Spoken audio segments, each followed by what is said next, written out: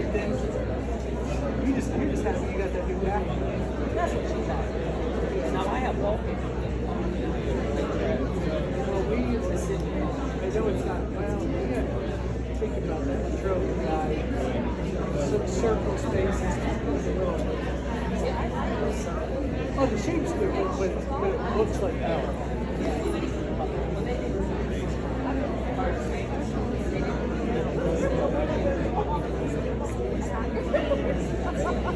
Well, do you talk to Mary and Cindy much?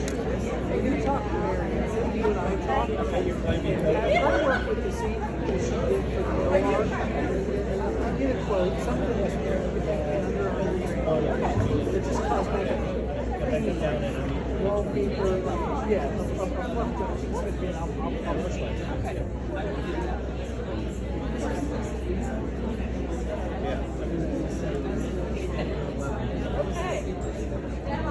Yeah, talk to Mary. Okay. Let's keep your seat warm, Carol.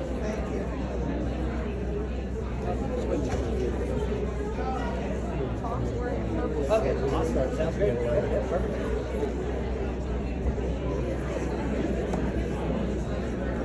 Hey, good morning, everybody. Just a 10-minute notice. We are going to start promptly at 11. Hey, Tom, wanted to give you a couple things here.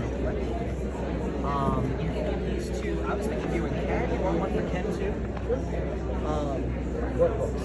They're thick. There's a lot to it. This presentation is a part of this workbook, but that is what I sent you an email form and print. Personal journal, much later. Yeah. So yeah, feel free to if you want to get one to Karen or Ken or yourself. If you need more, let me know. Yeah. Cool. Yes.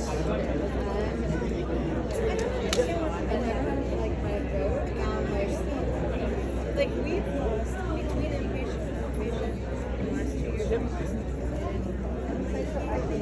I hear those things feel like it was very different from like people. I'm excited to watch it. Here, I'm gonna stand to right. I'll figure it out. Thank you. Yes. Hi. Yes. Something.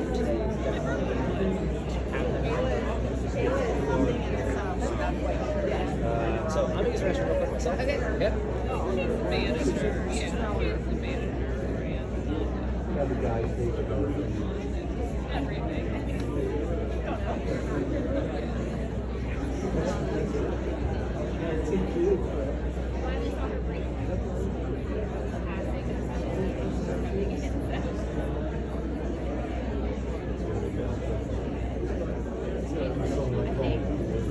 Like I said, I only saw her three.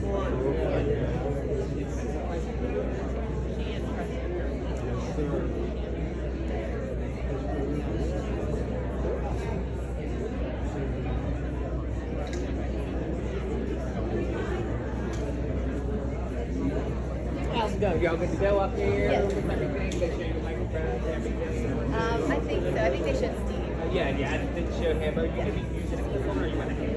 I think clip on, but nobody can do it. Yeah. Just got it out here. Oh, yeah. So, coming up, it takes like 5 seconds to start whenever you turn it on. So you turn it on, you gotta wait. You as well. Okay.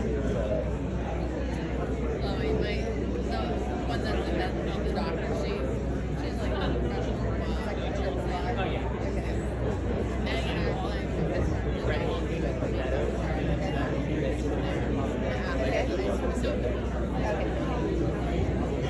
There's really, I don't think it's for us, but people are getting coffee. They're hanging out here. They have a HR here. They have water. They have hot water. Can we get you tea?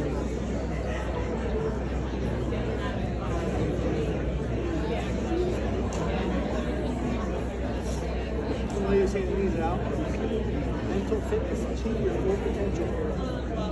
We're not at our 4 right now. That's all right.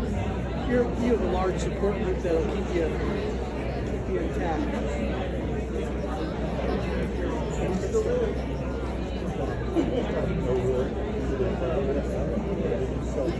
Jennifer said we are getting fed, so that's good. Yeah, that's good. No, this is 11 to 1. He said halfway through. You don't have plenty of time. Okay, that's fine. He gave me this, and then I was like, yeah, I can do it. Because I'm like, I just can't. There you go. So how do I use the icon? Yeah. The text that I can hold it, like, sure. Your early lunch. Nah, usually I would just Dog. Look at sleep. That's nice.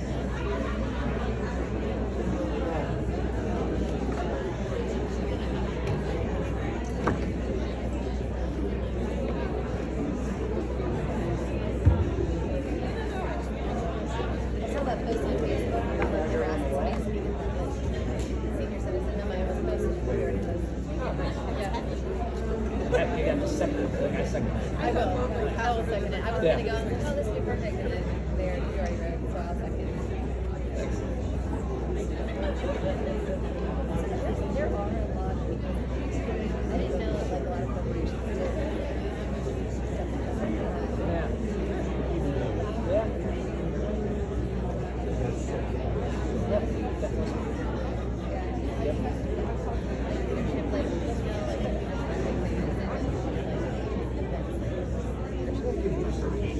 I'm just giving it. Oh, cool. Yeah.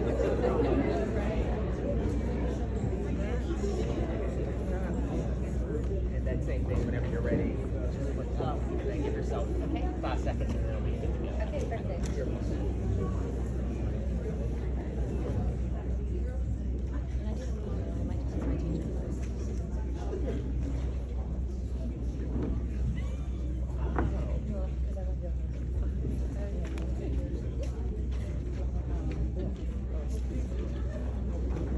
Good morning, everybody. Good morning, everybody. I'm going to take my cue from all of you. You got quiet, so we'll start 4 minutes early and hopefully get everybody out 4 minutes early. So welcome, and thanks for being here today. I have the pleasure of introducing our guest speakers, and I want to just take you back a couple of months and how we got here. So our plan going forward is to use these quarterly sessions as a leadership development opportunity. Many of you, over 200 of you, completed a survey now a couple of months ago, and on the people side of the skill building workshops, the top 3 areas of feedback were conflict resolution, building trust and respect, and coaching. Today's presentation is built to support that broadly and specifically related to these areas. So with employee engagement, we can help arm you with additional information that you can take back and work on as we continue to integrate. So a little bit about today before I introduce the guest speakers. Our guest speakers are here and are scheduled from 11 to 1. There will be a break for lunch. Boxed lunches will be provided and drinks. They'll be immediately out the doors to the side. We're going to break around 11:50. Give everybody about 10 minutes to grab their lunch, use the restroom, whatever you may need to do, and be back in the room for noon. And then speakers will take back up then and complete the session by 1. And then at 1 o'clock, we'll transfer into our normal meeting setup with updates on finance and budgeting and any normal open items related to the business. So that's the overview for the session this morning. Right now, it's my pleasure to introduce Steve Wise. Steve is a licensed clinical social worker and the president and founder of Mental Fitness, LLC, located right here in Cranberry Township. Over the past 10 years of working as a speaker and therapist, Steve has developed a robust curriculum to help people improve in their mental fitness. Also with him today is Jamie DeMarco. Jamie is a professional counselor, dance instructor, and team member at Mental Fitness. Jamie has worked closely with Steve in developing the mental fitness concepts and curriculum, some of which we're going to learn about today, including how to bring out the best in others, strategies to be a more effective communicator and leader. So please join me in welcoming Steve and Jamie. Thank you.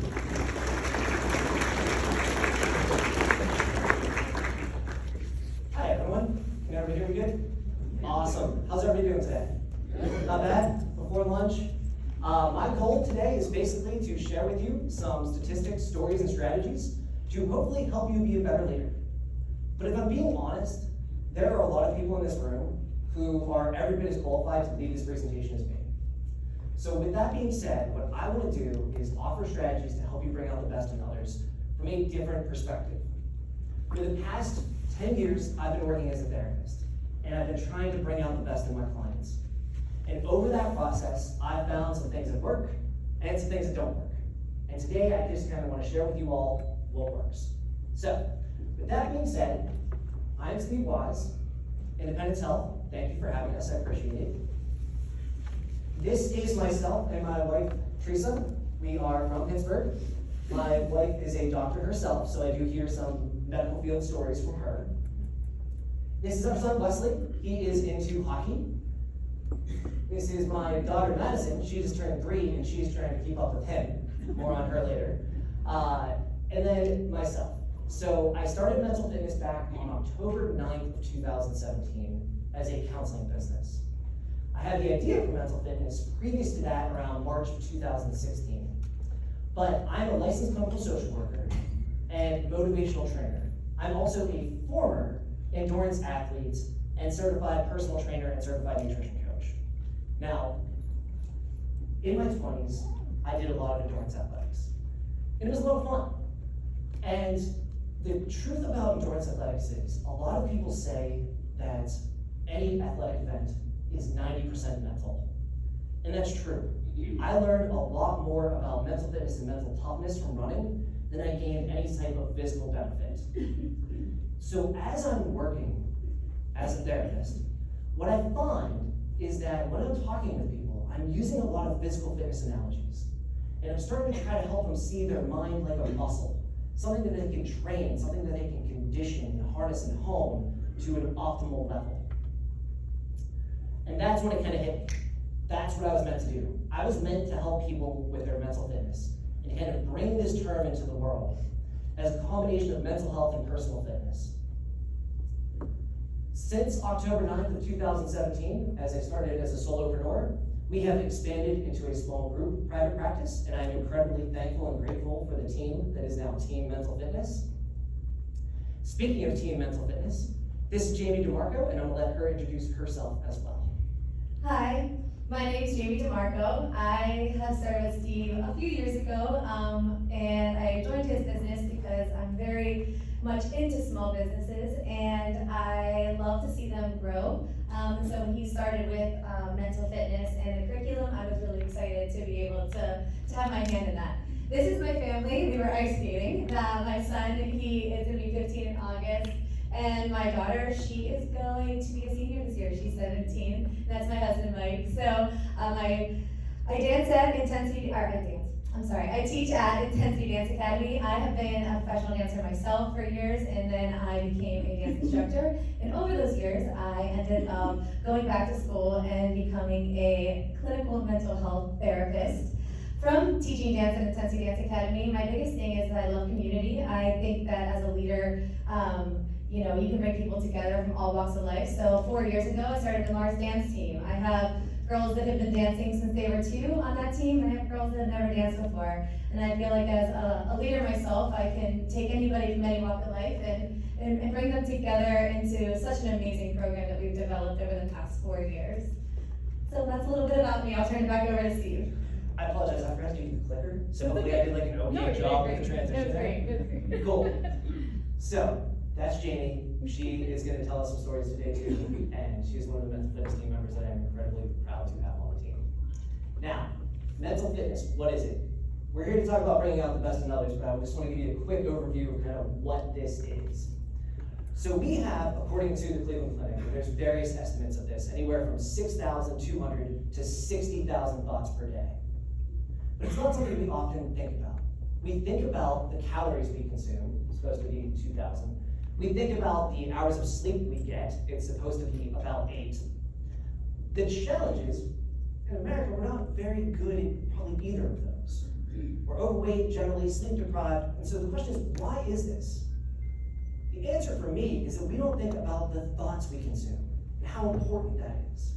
Because the truth is, there's only one thing in life you are 100% in control of, and that's your own thinking. And that's what I try to do as a speaker and therapist, is to get people to realize the power they have in changing their thinking. Now, the challenge with that is 95% of our thoughts are habitual. That means our thinking is very well conditioned, and it's the same as the days before. For me, attitude is everything. So I look at my role as a thought consultant. Just like a nutritionist works with someone to improve their diet and identifies foods that are toxic, I work with people to help identify toxic thinking, and I try to help them recondition that thinking to be more optimal. So if you put junk in your body, you're gonna feel tired and sluggish. If you allow negative thinking and you practice that, that's what's gonna manifest as well. So, last point on mental fitness here.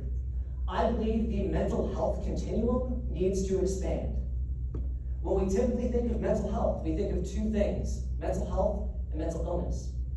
And both suggest that there is a distress or dysfunction that one has, that a therapist helps and then removes and returns to baseline. So basically every therapist in the United States is trained to be the equivalent of a physical trainer. They're trained to identify a problem, remove that problem, restore to baseline and discharge. I think that sells us short. I think we can all improve in our mental fitness. And just like a personal trainer meets anyone where they're at, no matter what level of physical health they're at, and helps them get optimal physical fitness, we can do the same for our mental fitness as well. Now, here's what we're talking about today. We are talking about strategies to be a more effective communicator and leader in the workplace. So what I'm gonna do today, generally, is I'm gonna throw a lot of stuff and see what sticks. I'm gonna throw some stats at you, some stories, and offer some strategies. And my hope is that you get some practical takeaways that you can use with your teams, your kids, your families, your relationships to be a better leader and communicator. So, we're gonna talk about communication skills, specifically conflict resolution, because that's what the survey asked for. We're gonna talk about, though, not only de-escalation skills, but how to prevent it before it even starts. We're gonna talk about strategies to build trust, because as a medical professional, if someone does not trust you from the start, it's a hard sell, and you're already dealing with somebody who's resistant. So we're gonna talk about ways to break through that resistance and build immediate trust and rapport. Lastly, we're gonna talk about leadership skills to bring out the best in others, to make people, as much as you can make them, to influence them, to be their best selves. So, what's in it for you? Why care? Why pay attention? Why stay awake? The honest answer is because for people who have higher levels of emotional intelligence, a term coined by Daniel Goleman, has 5 components: self-awareness, self-regulation, emotional regulation, social skills, empathy, and motivation. We're gonna look mostly at the social skills today and how to motivate others. So when we talk about soft skills, some people's eyes glaze over. They think, why is this important?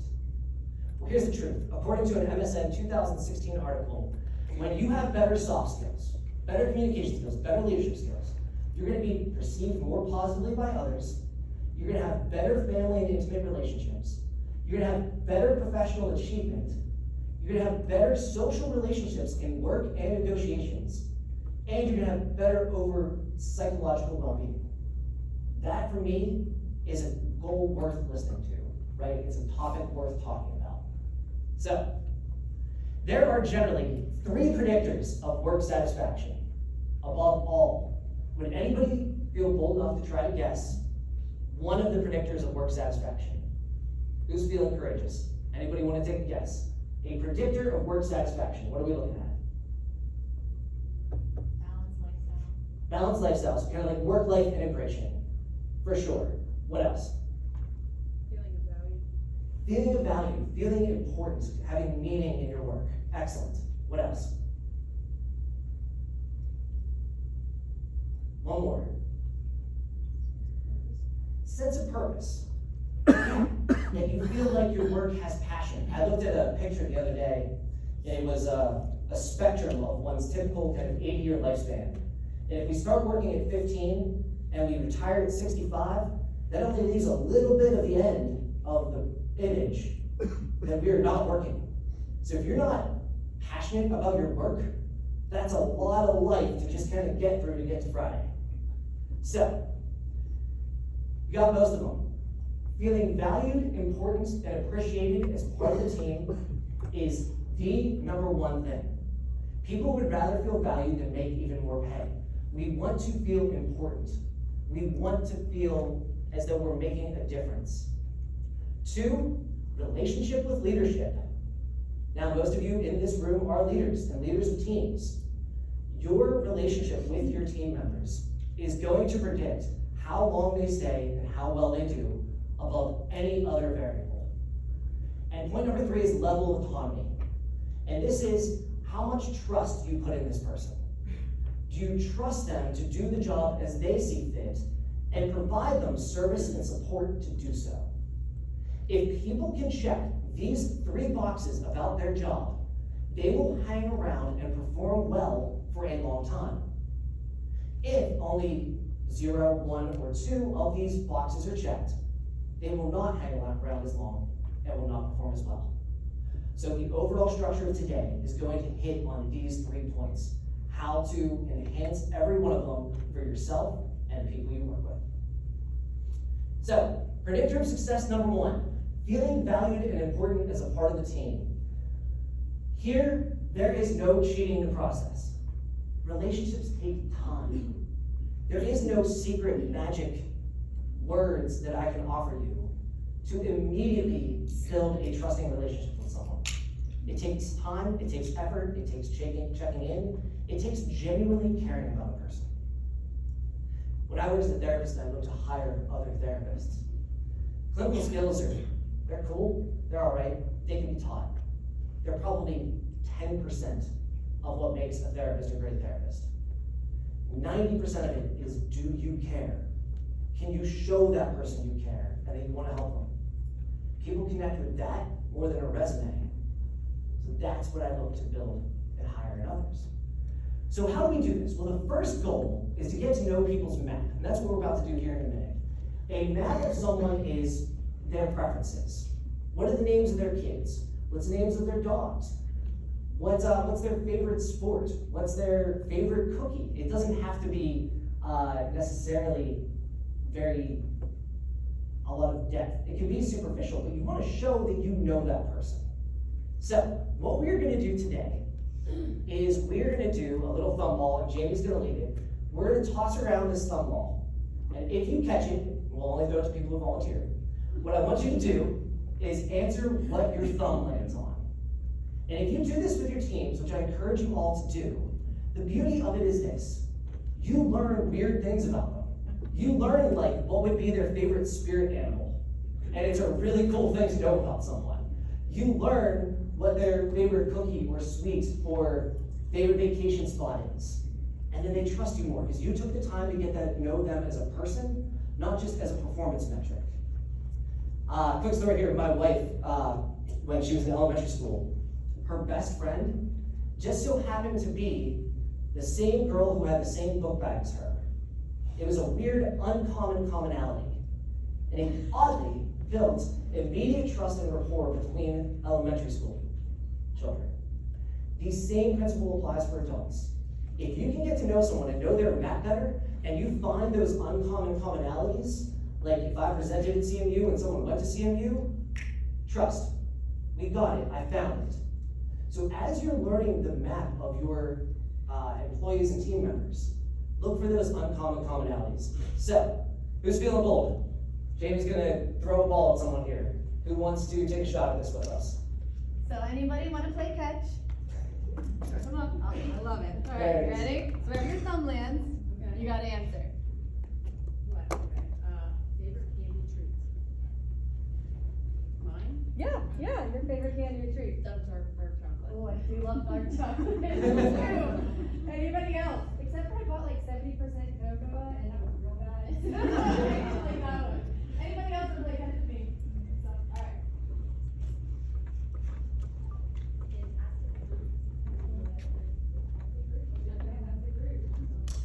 Strawberries? Yes. Can you catch from as far away? Yeah. There you go.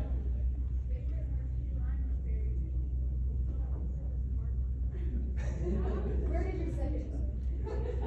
Where did your right go?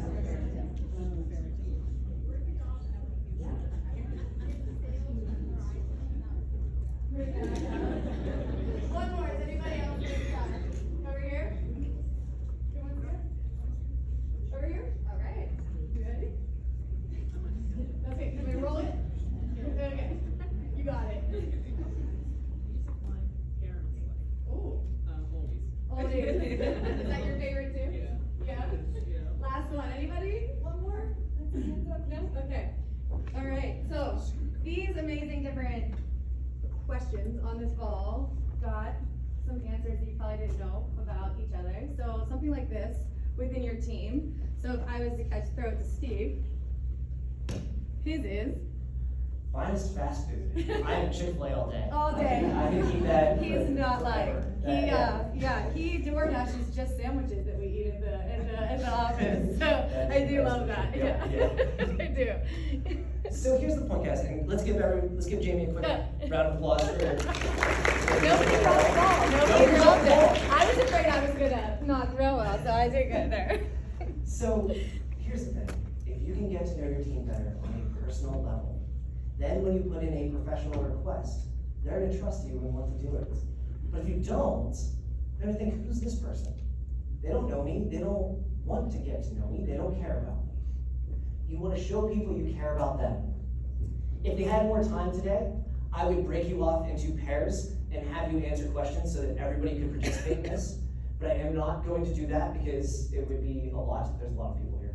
But here are some questions, and I'll send everybody these slides if you want to use this with your team. Questions like, what game show do you think you could win? If you were famous, what would you be famous for? Would you rather win a gold medal or a Nobel Prize? If you could be an animal, what would you be? What job would you be terrible for? Again, these seemingly have nothing to do with work. And that's kind of the point. You get to know that person on a personal level. You share as a leader and become vulnerable. Like now everybody in this room knows I DoorDash chicken sandwiches way too much. And it just shows that you're approachable. It shows you care about people. And so getting to know one's map is a great way to help them feel appreciated and valued. Now, what's the opposite of that? Who here, oh, it's a little sketchy, I might not answer this out loud. Who here has had a bad boss in a previous role? Who here has had a boss who they've only ever heard from when they've messed up? Right? Steve, did you get that memo? You messed this up. Oh, thanks, Rick. That's the first time I've talked to you in 6 months, but yeah, I appreciate the heads up there. Right? This is the challenge. A bad leader is sometimes misguided and thinks if they say something like, here's the situation, here's what you did wrong, and here's what you need to do to fix it, that is direct and clear communication. And to that point, it is. I also think it's very ineffective. And I'll explain why as we go. So, has anybody in this room heard of the Lasada line?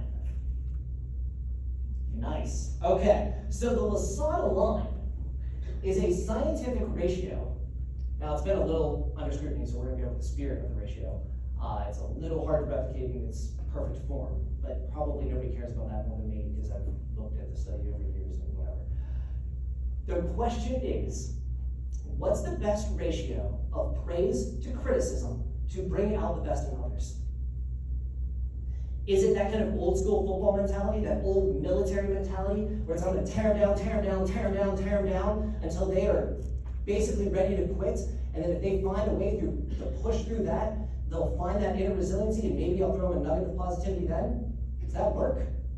It's what we've done for years. It's what the military did, until they changed.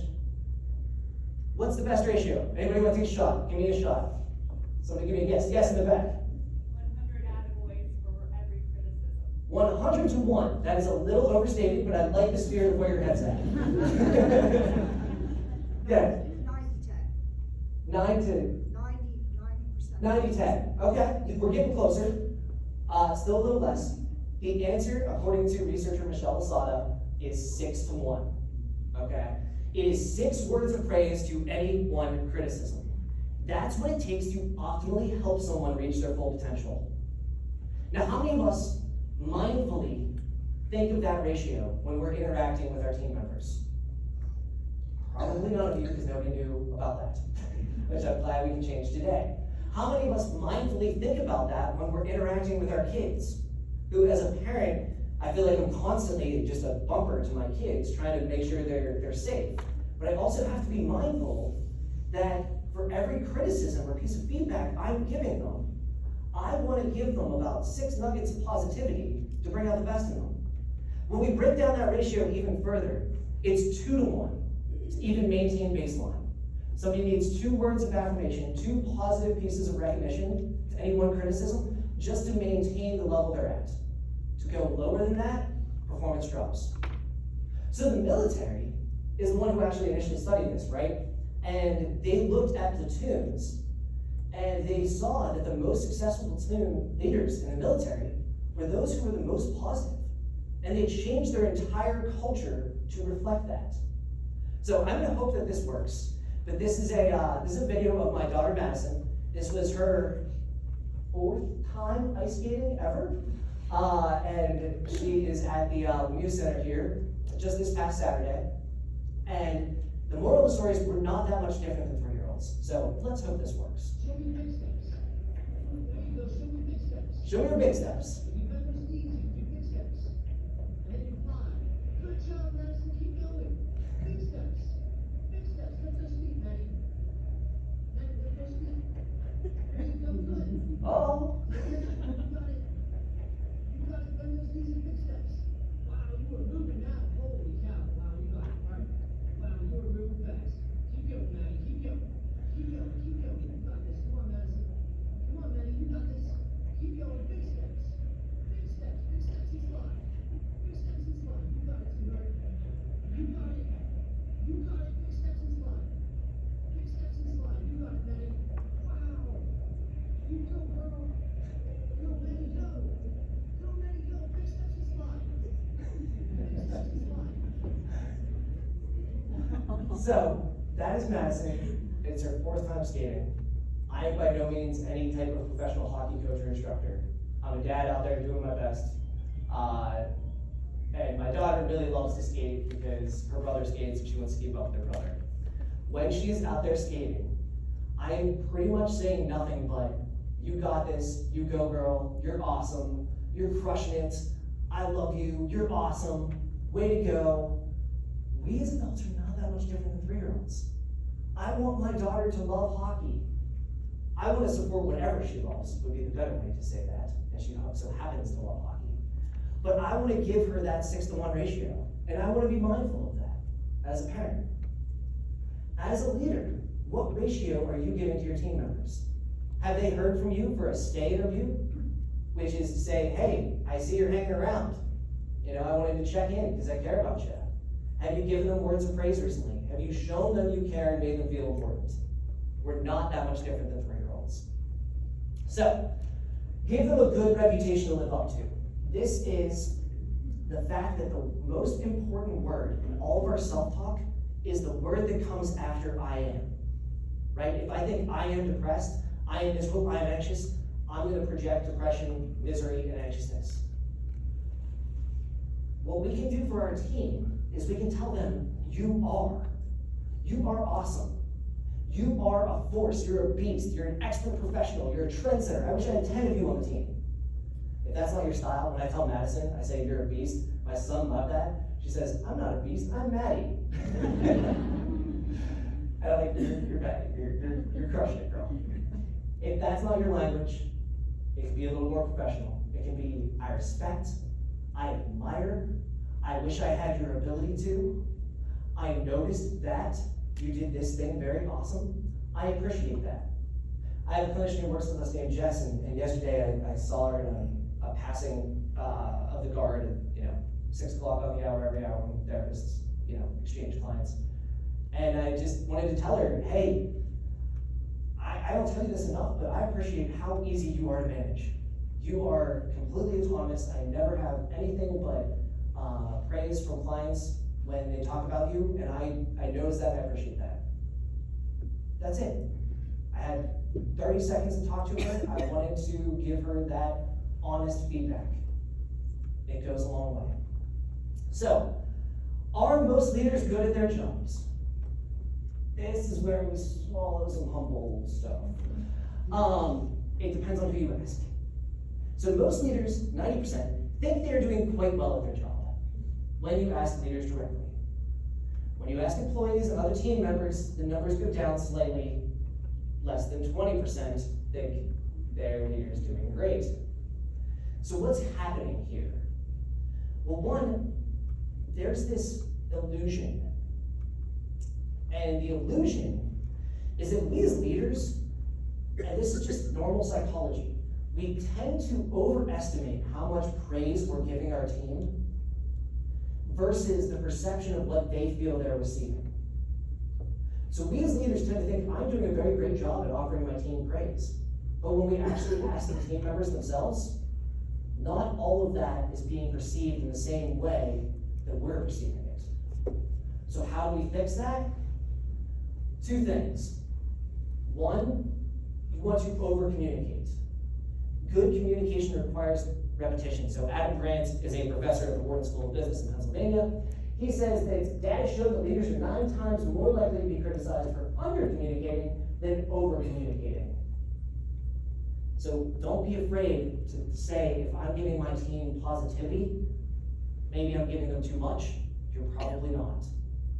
The other thing we can do, according to the Chartered Management Institute, 48% of managers have not received any training at all. So I really appreciate that Independent Health System has brought me in here today to offer some professional development training. Because what typically happens in many organizations is that someone hangs around at a job long enough that they get promoted. And they get promoted to leadership and managing others. But they're never actually taught then any soft skills, how to manage, lead, or motivate others. So I really do appreciate you guys having me here today and allowing me to kind of offer some of these strategies. Now, how do they know you care? Gary Chapman is a relationship expert, and he talks about the 5 love languages. Has anybody heard of the 5 love languages before? Cool, okay. It's a great book. It is ways to show you care. Typically, in a relationship, everybody has a preferred love language, the way they most value receiving loving messages. For me, I'm an active service person. If my wife helps me, clean up my slides and make me look like a professional, I really, really appreciate that. For others, it's different ways that you can show you care. It's words of affirmation. It's giving gifts. Now, giving gifts in the workplace, right? This doesn't have to be a huge gift.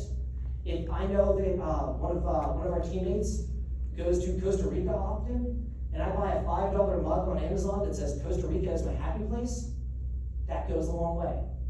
Quality time. I'm here to meet with you. Let's spend some quality time together. Let's go to a Pirates game together as a team. Let's connect and turn off work and just solely focus on our relationship together. Let's help each other out. How can I help you on this project? Right? How can we be of service? And physical touch. Now, before Tom has a heart attack, this is fist bumps, pats on the back, professionally appropriate physical touch.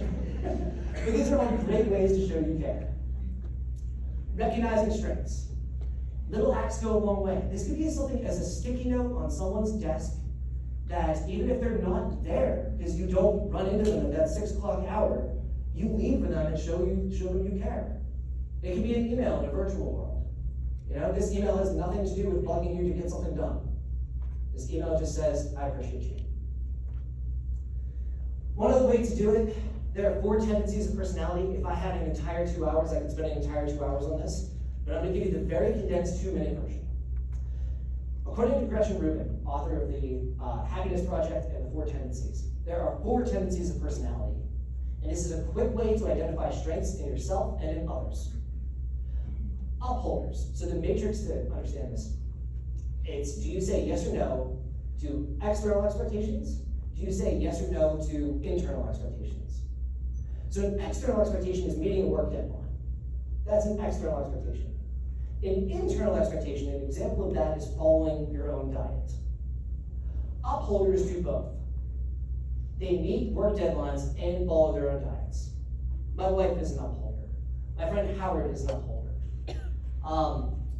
Gretchen Rubin argues that there is no right or wrong tendency of personality, but says that each one has kind of strengths and weaknesses. So I admire my wife and other upholders because they do those things. Challenges, sometimes they tend to think inside the box or get stressed out or be a little judgmental. Questioners only work if internally motivated. I am a questioner. I like to gather information about something, and I am more motivated to work on something if I have an internal reason why. So it was very hard for me in high school to just do busy work for the sake of getting an A. It was very hard for me to do that. It did not motivate me. But if I was motivated to run a marathon because it was important to me, I could do it. Moving that to an internal locus of control is important for questioners. Obligers are the opposite, and this is what we see a lot in the helping professions. Obligers are literally the people who give the shirt off their own back to help others. They will sacrifice their own diets, their own time on vacations, their own time with kids to meet the work deadline. Now, that sounds like an excellent employee to some leaders, but here's the challenge with that. It's not great for the person. And it leads to burnout. It leads to compassion fatigue. It leads to empathy fatigue. It leads to obliger rebellion. And that's when you see, hey, this person's usually super reliable. Why are they showing up late? Why are they not performing at their best? Am I perhaps asking too much of this obliger? And last thing, rebels. Rebels walk to the beat of their own drummers. They kind of, they're visionaries. They're sometimes challenging to manage because you kind of have to put up some boundaries so they don't go off the rebel deep end. But those are the ones who probably need the most autonomy as well. So, I'm going to send you all these slides. If you want to take this quiz for yourself, I recommend you do. Here's why it's valuable. If I'm sitting at a pirate game with my wife, and we are in seats that are higher up, and there are seats that are lower down, and I think, hey, I question why we're sitting here, we should go sit in the lower seats, nobody cares. That's not going to affect me in a negative way. But my wife, who likes following rules and is an upholder, that's going to affect her negatively. Her strength is that she's an upholder. My strength is that I'm a questioner. Other strengths are that they're obligers and they're kind, helping spirits, but you can't overburden them. Other strengths are that they're rebels and they walk to the beat of their own drummer. They're unique and they think outside the box. Can you find these strengths on your team? Can you find these strengths in yourself? If you can in your relationships, both be it intimate or work, you're going to have more insight and less heartache. So this quiz only takes about 10 minutes. It's totally free. I highly recommend it. Of all the people I've recommended, take it. Nobody's ever come back to me and said, Steve, that was a terrible waste of time. You never should have recommended that. So I do definitely recommend it. It's a very quick, very free personality assessment for you and your teams. Creating meaning and connection. So, the bad news. When we talk about feeling valued and important, people want to have connection and meaning to their work. The bad news, 1 in 5 people find work meaningless. The intriguing news is that 9 out of 10 people will take less pay to find more meaningful work. It is that important to us as human beings to have psychologically satisfying work. So how do we get them? How do we get ourselves, how do we get our teams to find more meaning in their work? We give them a great identity to live up to. So when we point out to someone how their intervention helps someone transform as a result, and we focus on their service to others, it makes them feel good. If I was running a hospital, the theme of my hospital would be helpers work here. Because it makes people feel important to help others. When you emphasize that, when you point out to people how their work makes meaningful contributions in their community and to those persons individually, they feel good about doing what they're doing and want to do more. But if they don't hear that recognition from you as a leader, they're gonna get upset and tired of doing it. We don't like to work without recognition. So give them an identity of being a helper, of being a kind, caring person, of being a great, reliable professional. And let them hear that often so that they feel important and connect to greater meaning in the workplace. All right, quick story here. About 8 years ago, my friends had put together a D-League roller hockey team and invited me to skate on it. The trouble was I didn't really know how to skate and never played hockey. So, but I still wanted to hang out. So I decided to join the team as a coach, having no hockey experience, coaching in any way, but just wanting to generally hang out with my friends on the bench as the only coach in the league. So they had to trust me. I couldn't go in there and say, hey, I'm gonna change the systems right now. They'd say, who are you and why are you here? So all I did for the first game or two was I learned everybody's name and something unique about them. Then I offered positivity. I was that 100-1 Lesotho line guy who only pointed out when they did something good on the bench and offered basically no critical feedback. But I got to know them on a personal level. And I got to know them, and I remember when one of our players' fathers passed, you know, it was an emotional moment for the team, and being there with him as a person was more meaningful and important than any game we won or lost. We would eat meals together after the games at North Park Lounge. This was not the one here in Cranberry, but the one in McCandless. And something over time happened. Now, again, these relationships, there's no cheating them, right? So this did take several seasons. But over the course of several seasons, we went from a D-League team to a C-League team to a B-League team. And I saw us starting to gel. I saw us starting to trust one another. And I really felt important being their coach. It was an honor and it was really a lot of fun. So we're undefeated in the B-League, and we come to the championship game. Now, because we were undefeated, it was double elimination. I went to Florida for a business trip and could not coach the team for the first championship game, and we lost. Which meant the next championship game was winner take all. So I wanted to motivate the team. I wanted to do something kind of unique. And I knew, because of the time we spent eating meals together at NPL, that there were a couple of kids on the team who liked Creed. Now, does anybody remember the 2000-esque band Creed, led by Scott Stapp, who is somehow making a resurgence right now and playing on cruise ships and stuff? I liked Creed. Everybody liked Creed. Don't pretend like you didn't. I liked Creed. Some people on the team liked Creed. We were honest enough to admit that we liked Creed, and we'd sometimes, kind of punk each other and request it on the music at NPL on nights after games. So I'm going to the championship game, and I know I want to motivate the team. So I wrote a Creed speech. Now, the highlighted titles are, highlighted words are titles of Creed songs. And so I gathered around the team, and I've never given a speech to a team before, but I gathered around the team and said, I have something to say to you guys tonight. So I did something like this, and I'm only going to half embarrass myself, but you're going to have to trust that I did full commitment for the team on that night. I said, once upon a time, there was a team of faceless men, a team who embraced hockey, thorns wide open, and something higher than I could imagine. Men torn and high, who would fight the good fight, and I deadpan the whole thing. Their girlfriends were looking at me like, what is that guy doing? Is he doing something? The team caught on quite quickly and were in tears. Just loved it. It was as personally embarrassing to do that then as it was just professionally embarrassing to do that now. I've never also done that professionally. So the game comes around, right? And we're playing the Blind Squirrels. It's in overtime. The opposing team hits the post, It's B-League men's hockey. I don't know if it went in or not. It certainly looked like it hit the post to me. So I'm just yelling, keep playing, keep playing. The refs didn't blow the whistle. The puck comes down the other end, our end, where we can score. Goes behind the net. There's a player named Jesse who is the biggest Creed fan on the team. He gets tripped up in front of the net, falls to his knees.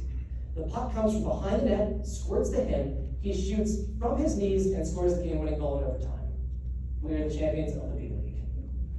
We went on to the A-League where we since got crushed. There's a lot of kids in their 20s who really good at hockey. But that was a great memory. As a leader, all I wanted to do was offer them positivity, get to know them on a personal level, and occasionally embarrass myself with goofy speeches that the team enjoyed. More important than winning was the lifelong friends that I still have from that team. And that's what you can do as leaders too. It's not rocket science. It's caring about people, it's caring about them on an individual level, it's being honest, vulnerable, and authentic, and it's offering them that positivity. So, that is job predictor satisfaction number 1, feeling valued and important as part of the team. We got 2 more to go. You guys all hanging with me? I'm gonna try to cruise through the next one-ish here. The next one's pretty long. But I'm gonna cruise through the next one until we get to a break around in about another 10 minutes. So, predictor of success number 2, relationship with immediate supervisor. So another good news, bad news. According to Gallup, 70% of a person's engagement at work has to do with their relationship with their immediate supervisor. It's that important. It is the #1 influencer of their performance level. The bad news, 75% of people quit because their immediate supervisor annoys them. So this is really, really important that you nail this relationship. One thing you have to do is you have to bring some fun, bring some energy to the workplace. This is my dog, Sierra. Sierra was trying to pretend that she didn't eat all of our popcorn. She ate all of our popcorn and could not deny it because she got her head stuck in the bag. Dog shaming is incredibly goofy, and most professional presenters are not going to show a picture of job shaming or dog shaming in their presentations. But I want to try to make this fun, not just for you as an audience, but as a leader, right? A leader's attitude is contagious. It sets the tone. So here's the more boring statistical story about that. They did a study with farmers. Farmers are a unique brand of workers because in one particular point of the year, right after harvest, they were relatively very rich. And at other points of the year, pre-harvest, they are at their relative poorest. So what some scientists decided to do was like, I'm going to study farmers and see how smart they are. And they took IQ, which before this test was understood as a static measurement of intelligence. It was not supposed to change situationally. However, when you looked at farmers when they were stressed out versus when they had a feeling of affluence and not stressed out, right, pre and post harvest, their IQ moved 13 points. Almost 1 standard deviation. When they were stressed out, they were 13 IQ points less intelligent than when they were having fun and more relaxed. If you have a tense team, they are going to perform 13 IQ points less intelligently than if they're relaxed and having fun. That's why dog shaming has an ROI to it. Speaking of dogs, leaders command both love and respect. So it's my dog Hamilton. He's our shop dog. He comes to work with us. I forgot to bring my little dog thing today, so I was really hoping that, right during the way over, I didn't have too much dog hair on me. Love and respect. The old school way to raise a dog was to be the dominant, right? To use carrots and sticks. And that has been the old school way of kind of getting a dog to submit and be obedient. But I was reading a newer school book on dog raising, and the author was like, hey, it takes both love and respect. Pet your dog. Take your dog for walks. Talk to your dog. Give your dog attention. That's 80% of it. The challenge is love alone will not keep an 80-pound dog off the bed. There does have to be some level of respect too, but that is the much smaller percentage of the relationship. So in the words of the best boss ever, Michael Scott, would I rather be feared or loved? Easy, both. I want people to be afraid of how much they love me. Team bonding. I appreciate that this event happened today because it does allow for some team bonding. The previous hours of me going on, I snuck a super quick picture as soon as I came in here and threw it into the PowerPoint because the fact is this: collisions create connections. I'm impressed that Independence Health System got everybody in this room to collide with one another. Because when you do, it creates new connections. That creates trust, that leads to creativity, and that leads to synergy. So there's an incredible return on the investment of today just from having you all come together and meet each other and get to know one another. And I appreciate that they see the value in that. The Harvard Business Review states that even a mundane job can be meaningful if you care about the people you work with. I remember working as a dishwasher, and that job was awful. There's no good way to say that working as a dishwasher is a great job. It's hard. Dishes are hot, you get athletes floating, the thing overflows, it's crowded, it's sweaty. But I love the people I worked with. It made the job worth it. Relationship building, check in early and often, give regular feedback, address growth opportunities. Don't fear giving feedback. People generally want to be coached. They want to perform at a high level. My next presentation will be with House of Sport for Dick's and the golf instructors. I'm a terrible golfer. I don't even keep score because I don't even come close to the 100 mark. So what qualifies me to work with golf instructors? Generally nothing. However, I'm going to work with the golf instructors in the United States that work at House of Sport and how to build relationships with their clients so they trust them and get better results. Don't fear giving feedback, but the relationship has to come first for that feedback to land. You're all coaches. Anybody here watch Ted Lasso? Nice. That was enthusiastic. Yes, excellent. Loved it, right? I loved at the end when the reporter was like, he named the book The Lasso Way, and Ted was like, this is the, what's the name of the team? Yeah, this is the Greyhound. Yeah, this is the Greyhound way. He didn't want the credit. He gave the credit to the team. I thought there are a lot of little life lessons like that were just awesome in the show, and it does demonstrate truly great leadership. Ted says, for me, success is not about the wins and losses. It's about helping these young fellas be the best version of themselves on and off the field. It ain't always easy growing, it ain't always easy, but neither is growing up without someone believing in you. The biggest predictor of someone's success is their belief in themselves. It is your job as a leader to believe in them so they believe in themselves. Give them that reputation to live up to. So I'm going to talk about one coach here in particular. James is going to talk and then we're going to break. So, who's the greatest coach of all time? Anybody want to argue with me? I already have something in mind, but anybody wants to take a guess? Anybody got a particular coach? Belichick? Jeff Noel, maybe. Yeah, he's probably pretty good. Vince Lombardi, he was hard. The real Ted Lasso, the closest person in real life, is Greg Popovich. I'm not an NBA fan, I'm a Greg Popovich fan. I just read a 3-hour Audible book on him in preparation for this, to learn everything I could about the man and his character and how he coached.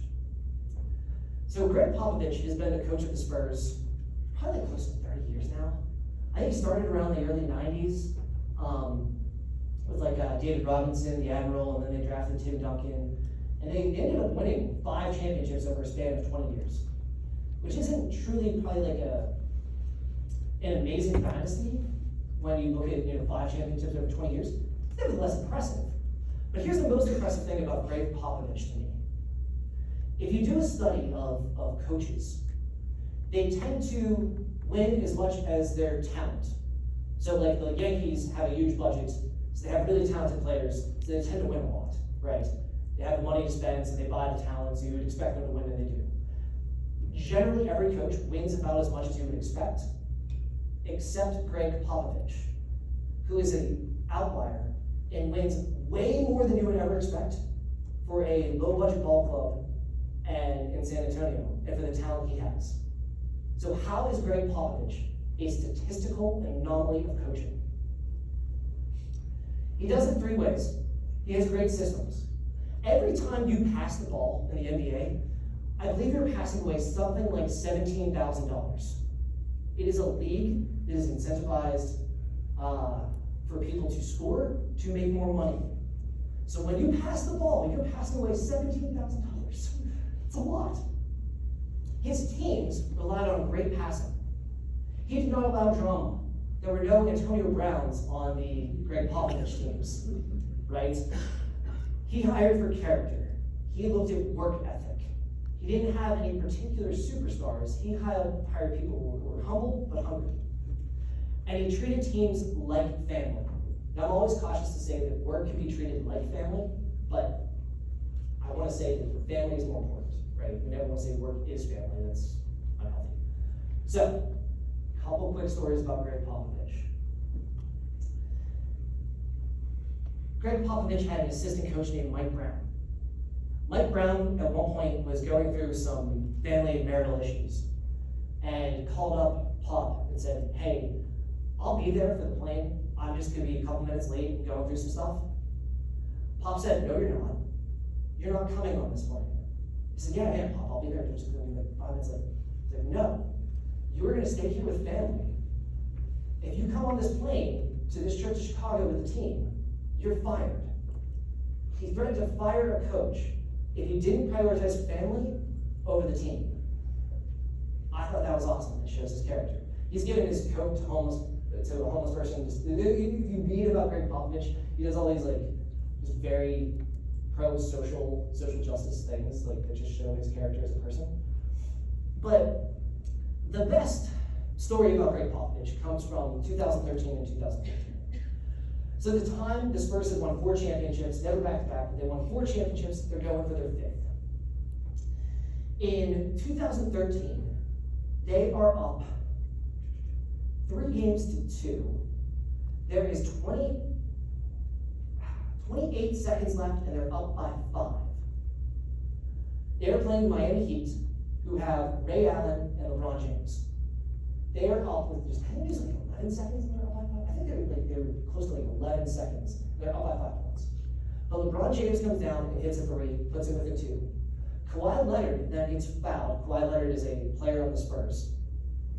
They are now, I'm trying to do some really basic math here, up by 2. If he hits both free throws, the game's essentially over.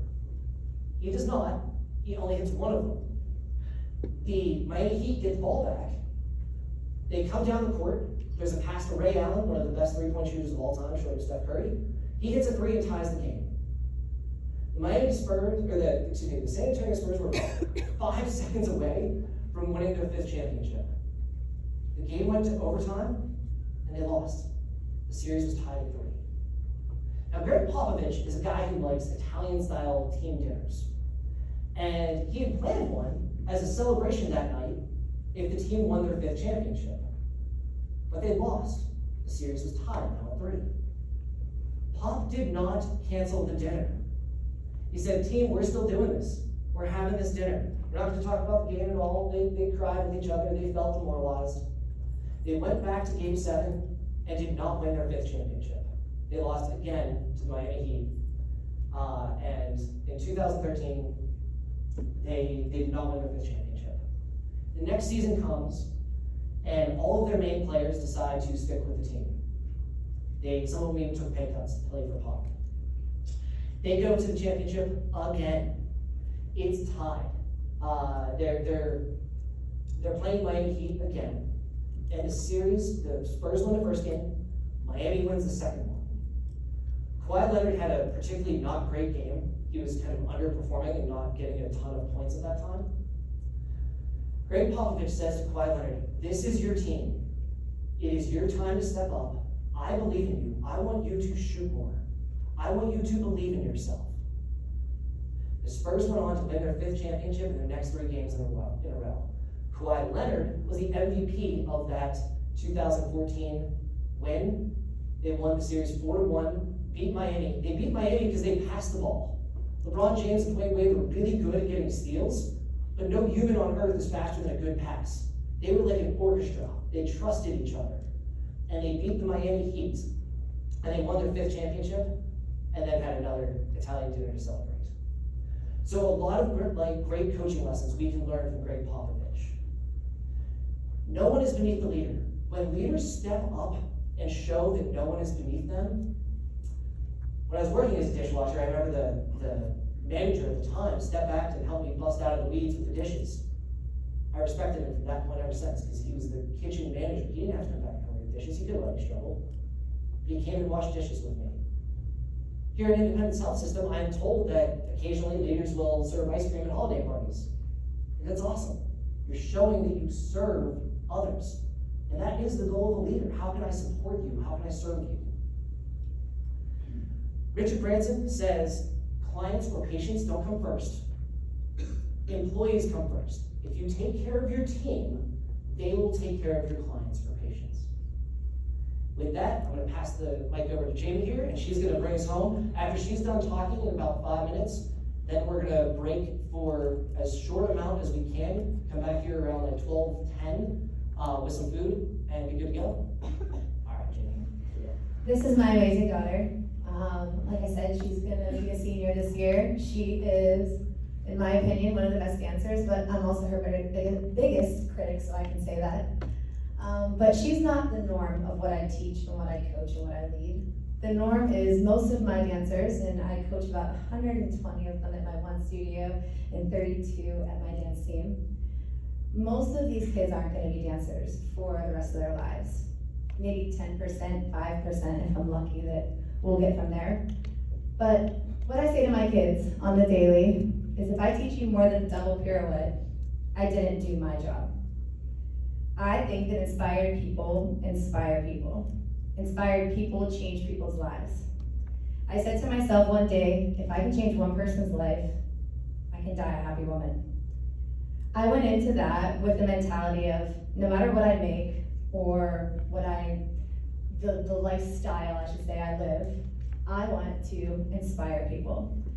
And being a dancer myself, becoming a dance teacher, I get to inspire children ages 2 to ages 18 on the daily. And we talk about more in dance than just doing a double pirouette. We talk about life, ambitions, everything they want to do past what they want to be once they graduate high school. And children are no different than adults. We at some point sever that belief that we still have like that child inside of us, and I know that's so cliche to say, but most people do.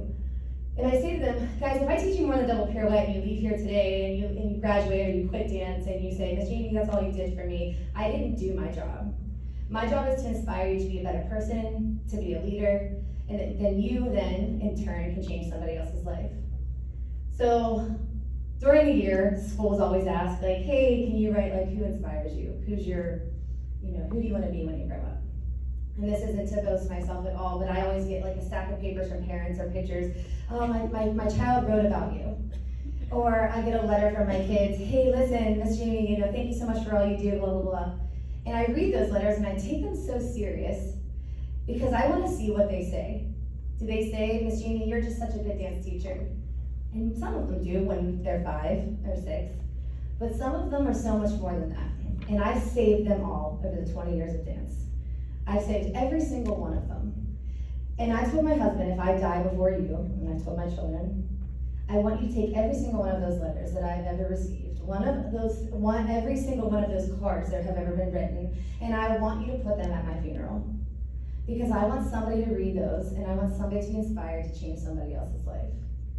Changing somebody else's life as a leader is amazing. Those kids respect me, but they respect me because I respect them first.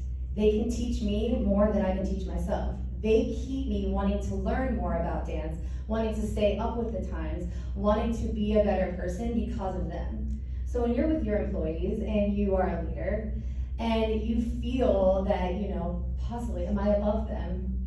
You're not inspired by the people that you're leading. My inspiration, they are my students. They're my students that are going to be hopefully professional dancers someday, or they might be sitting in your seat someday. But my hand in them has created who they'll be to then inspire the next generation down. So with that being said, what Steve was saying, in the communication and trust, the communication I have with them is the respect that they build back with me, and the trust they have with them is the trust they have with me. And I will say with this, I had a child who's not a child anymore. It makes me feel so old, which I'm not.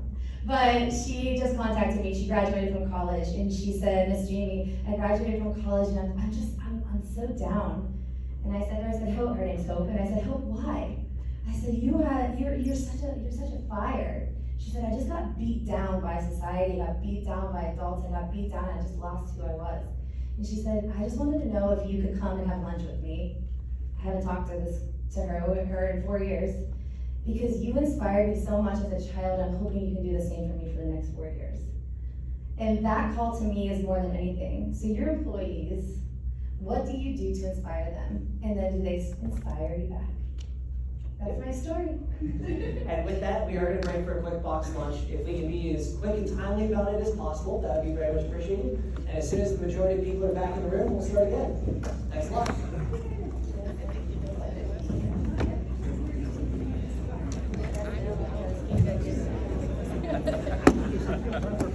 Yeah, shoot. So, start with the fast. Can I ask you the first question? Yeah. Your name? Oh, nice to meet you, Tom. Yeah. So, explain the phenomenon where you have like sports metaphors or analogies. Yeah. Players, airplanes, parties, coaches that are known for being tremendous. And after they read the approach, what's wrong with their life, they say,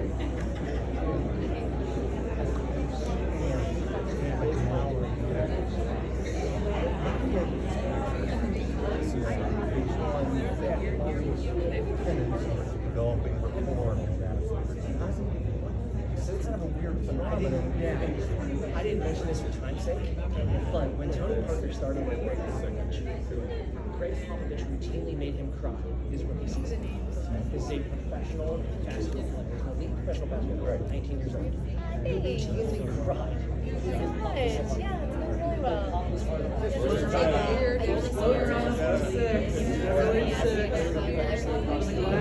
But we don't have to stuck me into it. This is not me. It's like I'm wearing a suit. I'm like, yeah, that's like my tagline. So like on my clients dinner, being like, okay, here's pants zero. Walk beside me, don't walk above me. I walk right beside you. So yeah, so he's kind of inspired me to come in and to do a little bit more. So yeah, it is. It's good. It teaches you something new, right? Whether I do it again, I know.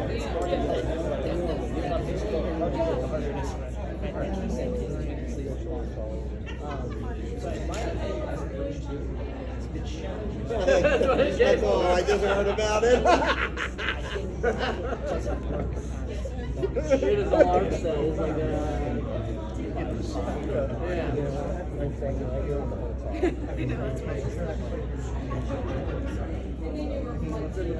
Well, there's different choices. I got turkey and cheddar, there's roast beef and something and ham and something. So I just see how we just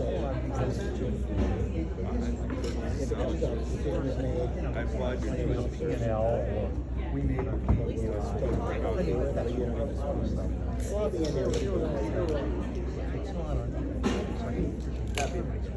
I didn't know that much.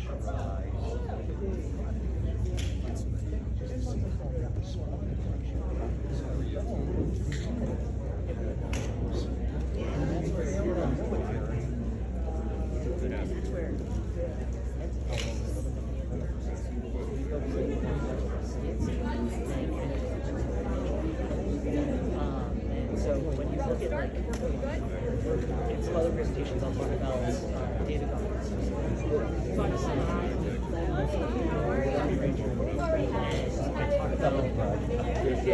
And I talk about one of the first things he did as a personal trainer was he pushed Jesse into electric focus, which is way more than the other so these people that love those responses. You're not also pushing people to get outside of their comfort zone. They're I don't know how to work like they're so in a way that makes them want to do it. I didn't know, but I also then sent it to you, and then I also sent it to Pam and put a little color behind it because I don't want to do all this shit and then like it not be saved anymore. Because it didn't say save as or you post us. The crazy kids at gym every day wasn't afraid of sweating. Those kids never don't want to sweat. And he would respond to and he would say crazy stuff like smile on your face, song your lungs. He would push you to your limit. So I think it is both. I think it's having these kind of soft skills, then also not being afraid to push people outside of their comfort zone to bring up right. Drag your pants. Get the cranky pants out. It's a when I train. Get the cranky They walk pants.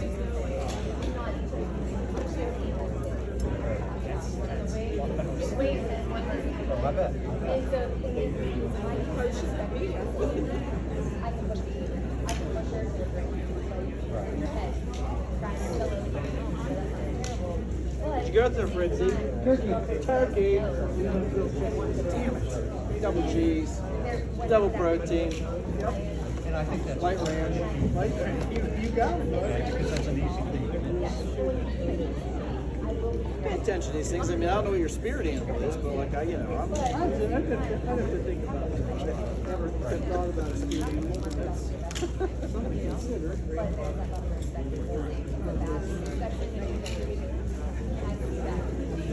I have an important golf question. Sure. I just found out today from Chris Bowser that the golfers that signed up as individuals, one is States, and I was very proud of that. and then Jason Reaper is who signed up for individuals. Would you like me to put them with you and Dr. Squirk in the foursome and move Tom up and talk to her and Walker and talk to her? Dr. Walker on playing. Dr. Gessner is, but he's the only board member because Doug Clark just backed out today. I thought he wanted to train Dr. Really? Yeah. She's actually stuck in Virginia. Her car quit on the side of 95 on her way home from vacation. So she called me yesterday and said she doesn't even know she's going to get back. She might have to buy a new car. Well, I think the document didn't request it. No, he didn't request anything. You can, But at the same point, like, I don't need to play with him, so we can do our courses as is and see what he requested. It's an amount though, Whoever would be. and then you get practical. Well, when I saw he was a doctor, I said there was a twosome. I set him up with Dr. Santarlis, and Ron Mock. So you think that's a good? I mean, to me, when I Googled everybody, it was like, I think this will work. Okay. Are you around? Questions about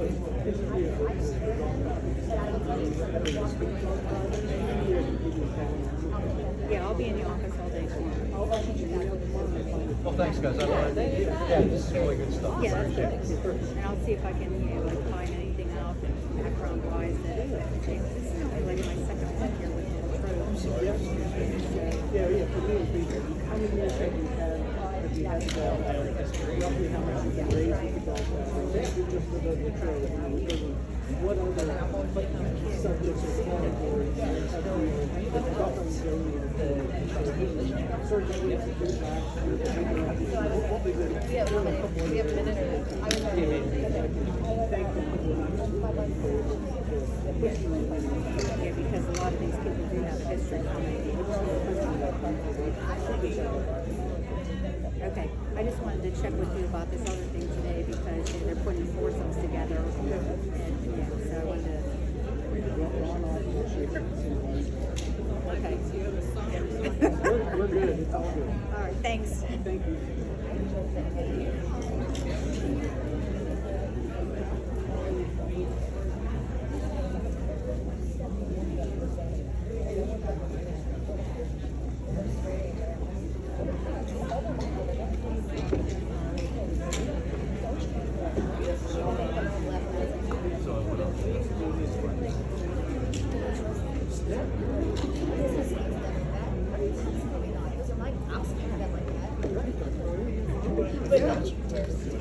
Exactly.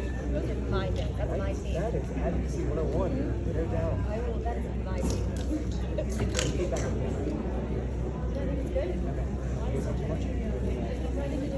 Honestly, guys, Alright, cool. I'm just taking it all in. So I hope, how did I do?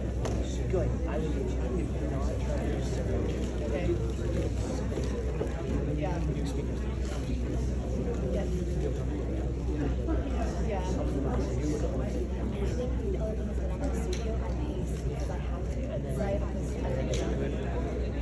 Yeah, I'm not good at you. So I was looking at you. It's all good, yeah. I'm gonna give you the clicker next time. Well, then that way you can click the next one. I know how to grab rubber. I need to grab rubber. It's all good. Okay.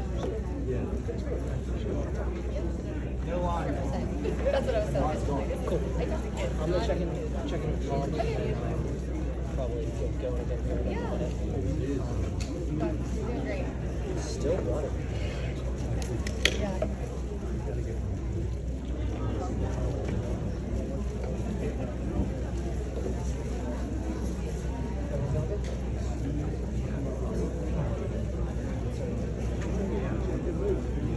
Okay. It's going great. Awesome. Okay, cool. Yeah, any feedback or adjustments? Yeah. Sweet. Awesome. Good deal. All right.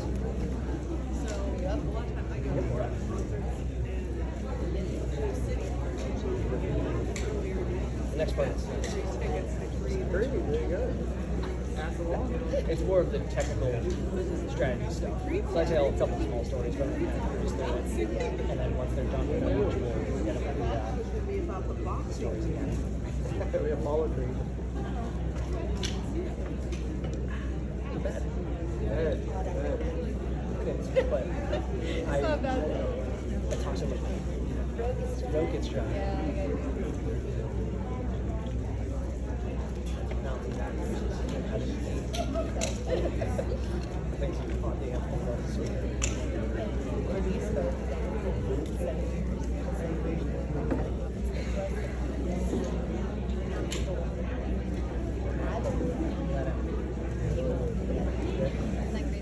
Yep.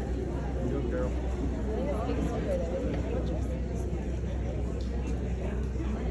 Thanks for Gather trust in everybody. So far, he's awake. you better. Hey. You know? Yeah. You're good. Yeah. No. Oh my gosh, I'm so bad. No, what about?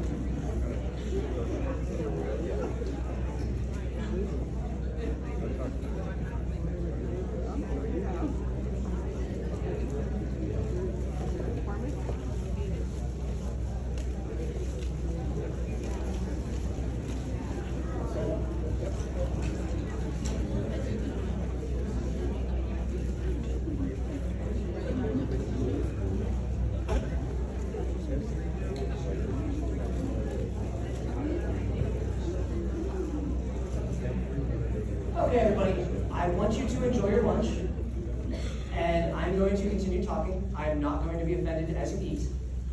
So eat, enjoy. For part 2, we're going to go over kind of communication and trust. I'm going to talk about some technical skills. Now, ideally, this would probably not happen during lunch, and you can take some notes. However, because I want you to eat and be happy, I will send everybody, with Tom's permission, the slides so that you don't have to feel obliged to take notes. Because this is kind of like the strategy stuff, it gets a little technical for a minute. You will all get these slides if you would like to have them. So that way you don't have to worry about taking notes as you're eating. Sound good to everybody? All right, cool. Real quick, takeaways from part 1. Somebody give me one thing that stuck with them from part 1. Yes? 6 to 1. 6 to 1. Good takeaway. I like it. One more takeaway, then I'll leave you guys alone for a bit. One more. Love and respect. Yes. Love and respect. Love alone doesn't keep a dog off the couch, but you gotta have trust and rapport with someone before they're gonna want to follow your rules and before you can bring out the best of them. Excellent. Okay. So, in this next section, and I'm gonna aim to do this fairly quickly, we are gonna talk about a little bit about motivational interviewing, which is my favorite style to bring out the best in others. And then we're gonna kind of review the nuts and bolts of effective communication. Now, I'm going to do this fairly quickly. This could be an entire day's worth of training that I'm going to kind of condense down to the next 20 minutes or so. So it might be a lot to take in.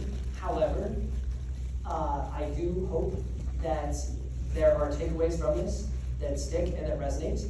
And if we need to do more trainings in the future to get a greater kind of depth of information, we can do that. So, communication is tough. I remember when I got my dad this card, one guy on the beach says, "It's windy today." Another one says, "No, it's Thursday." The other one says, "So am I, let's have a beer." Communication is tough. It is hard to clearly communicate a message. Motivational interviewing and why it matters to you is originally a style of therapy that resonated with me that I've used throughout my career. But motivational interviewing does not just apply to being a therapist. It applies to being a leader, it applies to helping professions, it applies to medical professions. And so what I want to do today is talk a little bit, briefly, about some of the high-end principles of motivational interviewing so that you can take them and use them as well. Quick shout out to my professor, Dr. Tom Kelly, who taught me motivational interviewing. When I was doing counseling early on, the pervasive belief was if you're not doing it this way, then, particularly with addiction counseling, your likely end game is jails, death, or institutions. And counseling, particularly back 20 years ago, was still very fear-based. It was, if you don't do this, if you don't follow our rules and structure, then things are going to end bad for you. Which in many ways felt coercive, it felt kind of manipulative. And so there was a lot of resistance to traditional drug and alcohol treatments until MI came around. So really quick, brief history of MI. It was developed by Miller and Rolnick. It stemmed from working with problem drinkers, but can work to reach anybody who is resistant to anything, including challenging kids, including employees who are not fully bought in. The central purpose of motivational interviewing is to resolve ambivalence. So ambivalence is defined as I want to, but. So a great example I can use here as we talk about the principles of motivational interviewing, which are rolling with resistance, avoiding confrontation, expressing empathy, supporting self-determination, and developing discrepancies. A great example of resistance is flossing. Everybody knows you should floss. Everybody here in this room should claim that they floss every night, right? Everybody does that. The challenge is, when we're being honest, there is sometimes a yeah, but when the dentist asks us if we've been flossing and we can't lie to them. Yeah, but I have really tight teeth and really sensitive gums. Yeah, but I'm really busy. We always have that kind of but. And so what motivational interviewing does, it kind of rolls with that ambivalence and explores it and gets the person who is going through the ambivalence, the yeah, but, and makes them argue for their own reasons to change, as opposed to you telling them why they should change or follow you. So kind of the complete opposite of that kind of fear-based, coercive, I'm the expert, you listen to me approach. MI makes the person the expert. And there are strategies to do that, to bring out the best in them, and to give them that autonomy to be their own expert. So, 2 types of resistance. There's issue resistance, flossing being an example. There's relational resistance, and that is, you can't help me, you don't get me, you don't understand where I'm coming from. And a lot of that resistance stems from a fear of change. What I want to do is give you strategies to break down and avoid and roll with any type of resistance you might meet on your team or on the floor. So resistance.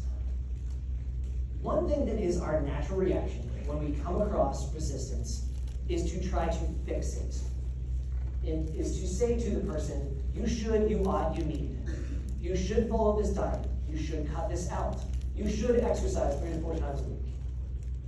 The challenge is when you say those you should statements, they come off as condescending and patronizing. They come off as, I'm the expert, you're the subordinate, you should listen to me, and are generally not well received. What typically happens is you get the "you're right" response. You're right, Dad, I should do it this way. I did not reach my son. I know if I got the "you're right" response, I'm being placated.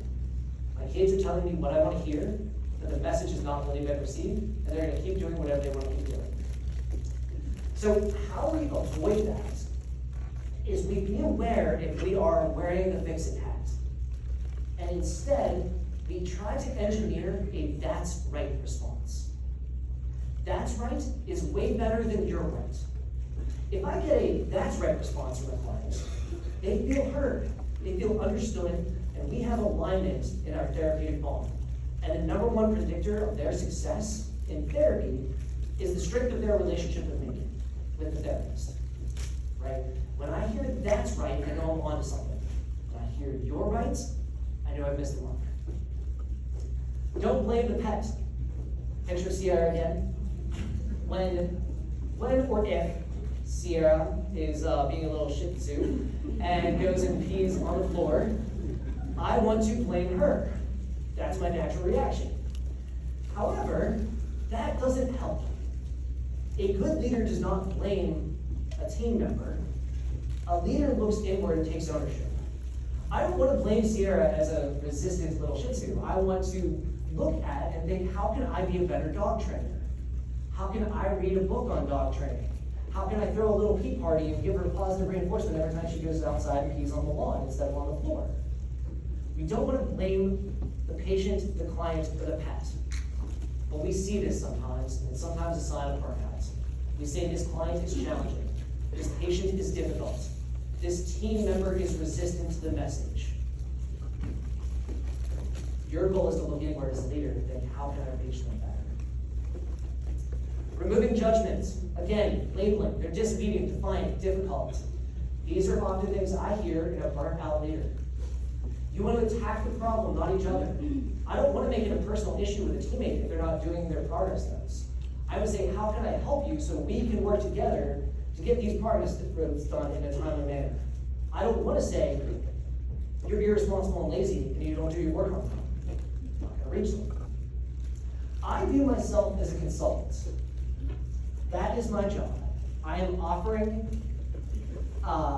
choices. I am offering options. I am not telling them again what they should or ought or need to do. And that's principle 1, that is how to roll with resistance. Principle 2, similarly, avoid confrontation. Who here in this room has read the book, How to Win Friends and Influence People by Dale Carnegie? Okay, it's an old book, but it is probably still my favorite all-time self-improvement book, and the #1 book on leadership that I would recommend to anyone. Its principles are very timeless, and a lot of what I'm doing in the presentation today, I have borrowed from that. Not a ton, but a good amount, because it has had that profound of an influence on me. And one of the things I am borrowing is that Dale Carnegie, author of How to Win Friends and Influence People, once said, if you find yourself in malalignment with someone, there's discord, there's resistance. The ultimate statement of realignment is this: I don't blame you one bit for how you're feeling. If I were you, I'd feel the same way. If you ever find yourself in a bind, that is the go-to phrase to go to. I don't blame you one bit for how you're feeling. If I were you, I'd feel the same way. All that statement does is offer empathy. It says, hey, if I were in your shoes, I'd feel the way you do too. And you have the right to feel how you're feeling, and I'm not going to invalidate that. It is a great way to avoid confrontation and realign when there's resistance. The sun and the wind fable. I love fables. I feel very good. The more boring I get, and love fables that exist forever. The sun and the wind took a bet. Who can get the man's coat off first? The wind said, surely it's me, and blew ferociously to get the man's coat off. So what did the guy do? He clung to his coat even more tightly. The sun took a warmer, kinder, gentler approach and the man took off his coat voluntarily. The point here is when we tell someone what they should or ought to need to do, or we try to use fear or coercion to influence someone, or to change their perspective, the more they cling to their perspective, the less likely they are to change. A kinder, gentler, warmer approach goes a long way. And that's principle number 2, avoid confrontation. Number 3, express empathy. Be curious, not judgmental. For the first 2 years of my career, I worked at a methadone clinic. And in the methadone clinic, people had certain rules they had to follow to get privileges, and often struggled with substance abuse. Heavy, scary, life-threatening substance abuse. And I love the people I worked with. I really appreciated reaching them and helping them in any way I could. So I remember one particular client, and he had just left his previous therapist, who was a little bit more of a fear-based therapist, who said things like, if you don't stop using, you are going to die. And I don't doubt the truth of that statement, and I don't doubt the intention of that previous therapist. He came to me and he did not want to stop using heroin. This was scary to me, especially as a young clinician, because my goal is to help him stop using heroin. I said to him instead, okay, so tell me truly, how much heroin would you like to use? What would be an ideal amount for you? Now, that was hard for me to do, because my value set is heroin's bad and you probably shouldn't do it. But it's not my value set that counts, it's his. He said, well, I'm using it a little bit more than I'd like to. I'd really only like to use it under these certain circumstances. And I said, okay, well, why don't we try that for this week and see how it works for you? His jaw dropped. He was like, did a professional counselor just tell me it's okay to use heroin? He kind of cringed, but sort of. I supported his autonomy and I expressed empathy. I was curious, I was not judgmental. Fortunately, that client really turned things around. He eventually stopped using and stabilized on the methadone and lived a very healthy, productive life. Was a very good citizen, and we had a very strong, trusting rapport. You have to be curious, not judgmental. You can't let your values become a should to be their values, no matter how different they might be. Empathy. Normalize and validate. Normalize is, I know a lot of people went through that. I went through that one, right? Just make it seem normal. Validate. You're right to feel that way. I feel that way too. And sometimes when you're really struggling to empathize, you just be honest and say, I can't even imagine what you must be going through. And there are certain circumstances in life where that's done. But you share in their emotional state. So John Gottman is a relationship expert, and he talks about successful relationships. And John Gottman is pretty impressive. He has a book called The 7 Principles for Making Marriage Work. It is an excellent book if you want to improve your relationship. I would make it required high school reading, but it's not to me. So John Gottman can predict with 94% accuracy whether a couple is going to make it as a master or end in disaster. And he can do that with like 3 to 5 minutes of observation. You give him 3 minutes of observing you as a couple, and he'll have 80% accuracy whether you're going to make it or not in 2 to 5 years. Give him 5 minutes and it goes to like 90% accuracy, and actually let him fully interview you, and he can predict with 94% accuracy whether your relationship is going to be successful or not. Now, if I was John Gottman, I'd be really tempted to like go to Vegas and just bet on shotgun weddings, and just like, you guys aren't going to make me. Don't have a bet. I would not do that, but would be tempting. Anyways, John Gottman did not do that, unfortunately. He used his powers for good, not for selfish gain, and removed the screen as to how he predicts these things with such a high percentage, and wrote a book on it. So, one of the first principles he recommends is to turn towards the bid of your partner. So here's what that looks like. Jamie comes into work and says, I just had a miserable day at work. There's a couple ways I could respond to that. I could say, I could go the toxic positivity route. Well, you shouldn't say that because you help a lot of people and do a lot of good. I could say, sucks, Jimmy, sorry, period, as I keep scrolling on my phone and I accidentally ignore her. Or I can try to upstage it. And I can say something like, think your dick sucked. Basically, hear about mine. All of those are what he considers turning away from the bid of the person. They're usually not with bad intention when we accidentally scroll on our phones and don't fully turn towards the bid of that person.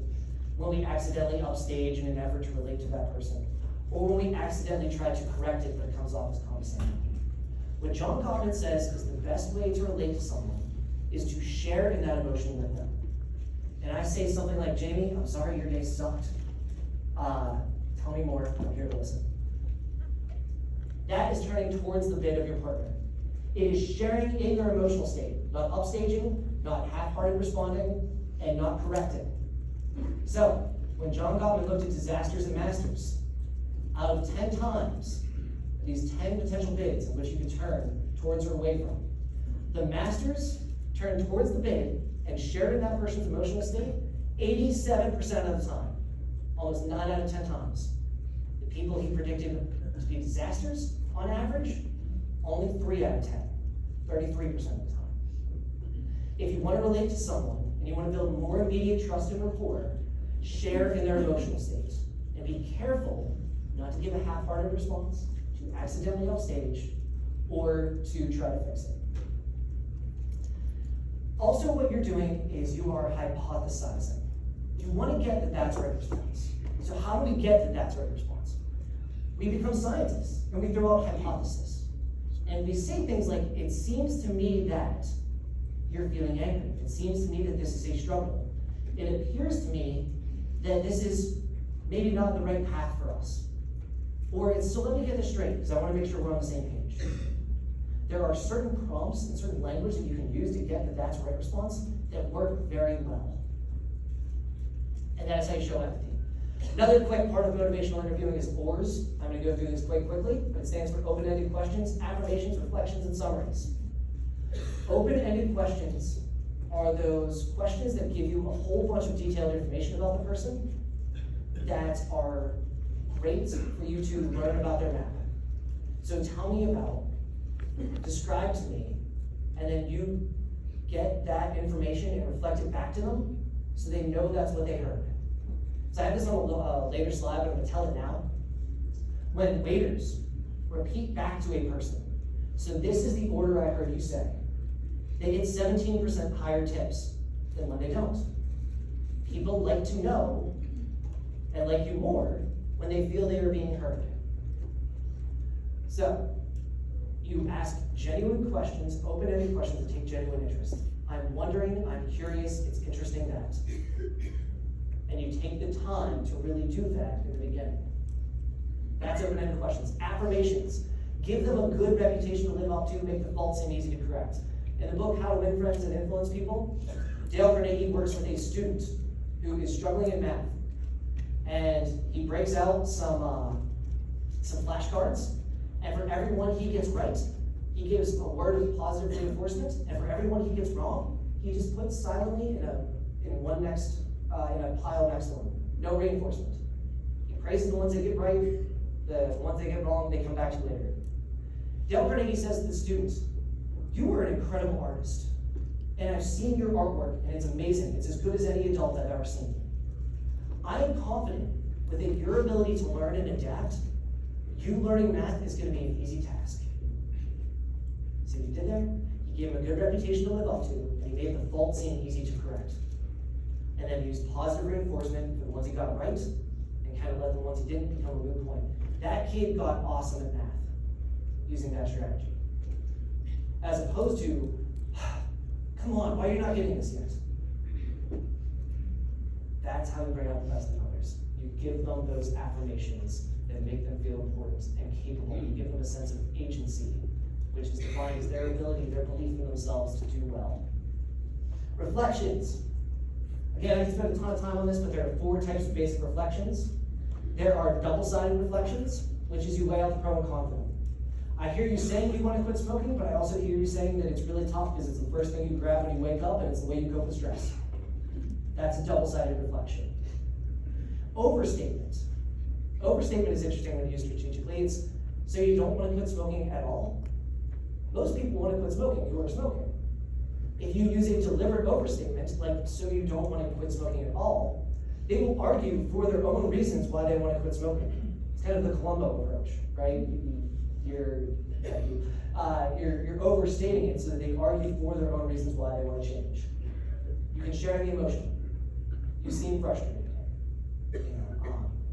Let me share that with you. Let me be present with you. Let me hold a little bit of space for you to safely explore this emotion with you. And ideally, it is a 2-to-1 ratio of reflections to open-ended questions. I remember as a young clinician, I asked a lot of open-ended questions because I thought that's what clinicians did. I now look back and I'm like, man, that's really obnoxious. I'm much better at using reflections to guide the conversation now. And that's what these reflections can do.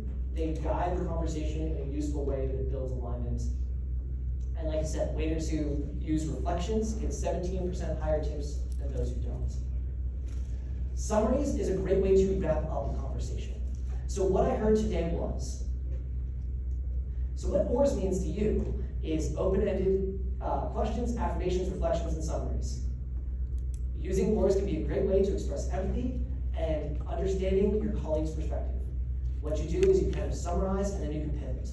And that is also a great and useful reflection, especially when you kind of need to wrap things up. So, next one, moving on. Supports self-determination, principle 4. Emphasize personal choice and control. Make them the expert, right? I support your value and your decision in the way you want to live your life. Tell me your goal. That's the miracle question. What's the best thing that could come of our time together? You ask them that miracle question and you reverse engineer that goal with them. You believe in them and give them a flexible mindset, right? A fixed mindset is, I'll never change, I'll always be stuck here. You say, I believe in your ability to grow and change. I've seen it in others, I've seen you do it in these ways. And you give them that flexible mindset by encouraging them to pull out the wins of their bag of previous wins before in their life. And when you know their accomplishments and you know their goals, you can pull out a win for them and remind them of it. Just like the way you ran that marathon, just like the way you got that promotion, you can do this easily too. And that is supporting self-determination. And the last one, and there's a reason why it's last, is pointing out discrepancies. Now you do this politely after trust and rapport has been built. And this is something like, I hear you saying you value your health, but I see that you're still smoking. Tell me how you feel about that. Now, if I just leave with that, and I say something like to a brand new client, so I hear you say you want to quit smoking, but you value your health, but you're still smoking, it's not going to land. You develop discrepancies afterwards to point out their own ambiguity, and then you offer them self-determination in words to help support their change in action, to get their actions in line with their values. So all you're doing is politely pointing out discrepancies that you might hear from their goals and their actions. And then you might say, hey, I wonder what it would be like to just try to smoke a half a pack instead of a whole pack for a week. Do you think you can do that? And you experiment with behavior change as a positive step. And then you give them reinforcement for that step. And that's how you can bring out the best in people. When you build that trust and rapport, you express empathy, you get to know them, you make the faults seem easy to correct, give them a good reputation to live up to. Lastly, you point out those discrepancies and give them reinforcements for small change over time. That's why motivational interviewing is brilliant, because it doesn't use fear or coercion or correction to influence people. So quick summary slide here. Am I in a nutshell? The person is feeling heard. You have an open and trusting relationship. You're having fun together. You're exploring issues. You're doing so non-judgmentally. You're rewarding behavior. You're providing recognition and validation. The message is clear and consistent. The person feels safe and has a sense of control, and you are that positive role model for them. On the other side, what you might see is the person is feeling controlled. They're defensive, they're guarded in their body language. They're resistant or yelling or acting out. They see you presenting yourself as the expert, knowing what's best, rather than asking them what they feel is best, etc., etc. this is when a person feels powerless, they isolate, or they stop talking to you altogether and start hiding stuff. We don't want the relationship to disintegrate with resistance and distance. We want it to come together in greater alignment and attunement through sharing in that emotion and doing these strategies. So, conflict resolution. There's one story that I heard on conflict resolution that has stuck with me ever since the day I got it. So, I was working with a doctor, Dr. Scott Cunningham, and he was into Aikido. And he handed me the story about Terry Dobson. So I'm going to try to retell the story to the best ability I can. However, if you'd like to read the full story for yourself, there's a link right here. It's called A Soft Answer. So Terry Dobson is that dude right there. And when he was much younger, he went to Japan to study Aikido. And he studied it for 3 years, putting in about 8 hours a day worth of work. He was 6 foot, 225 pounds, and about as jacked and strong as a human being can be. And one day he's riding the train home, and he sees this guy get on the train, and this dude is belligerent and drunk. And he's a threat to public safety. This guy is bumping into women and children, he is cursing, he is not safe to be on this train. So Terry thinks to himself, this is my chance to be a hero. I'm gonna have to put this guy down for the safety of everybody else. I'm gonna have to use my training to submit him and make sure everybody else is safe. And as this man is drunk and escalating, Terry says, this is it, I'm gonna have to put him down. And Terry goes to step forward to grab the man. In that moment, an older man sitting on the train says, hey, buddy, what you been drinking? And the guy says, sake, what's it to you? And the old man says, sake, I love sake. I'll get up a warm glass of sake with my wife, sit and watch the sunset, see how our chrysanthemums are doing.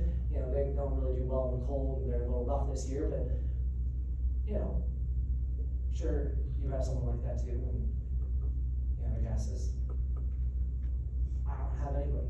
I lost my wife, I lost my job, I'm ashamed of myself. And starts breaking down sobbing. And the old man says, that is quite the predicament, and I'm really sorry to hear it. Why don't you sit down next to me and talk? And the drunk, belligerent man de-escalates, sits next to that guy, and has a long conversation. Terry unclenches his fist, sees this happen in real time, and realizes that even though he had been studying Aikido for 3 years, 8 hours a day, that he had forgotten the #1 principle of Aikido, which was to resolve conflict without violence. In his own words, he said, as the train pulled away, I sat down on a bench. What I had wanted to do with muscles and meanness had been accomplished with a few kind words. And that is the way to de-escalate someone. It's the way to resolve conflict. It's to share in that emotion. It's to say things like, I don't blame you one bit for how you're feeling. If I were you, I'd feel the same way. And give them a safe space to share and to listen. The goal is that you be the light. That hurt people, but luckily, heal people heal others. Safe people shelter others. Free spirits free others. Enlightened people illuminate others. And love always wins. So shine your light of love on all who may cross your path in life, because what you do matters. You are all helpers. You are all helping people and being who are struggling as part of the hospital system. And what you do matters. But you can't do it in a cold and clinical way. You have to do it in a way that that person feels safe and heard as an individual. And with that, I'm going to kick it over to Jamie.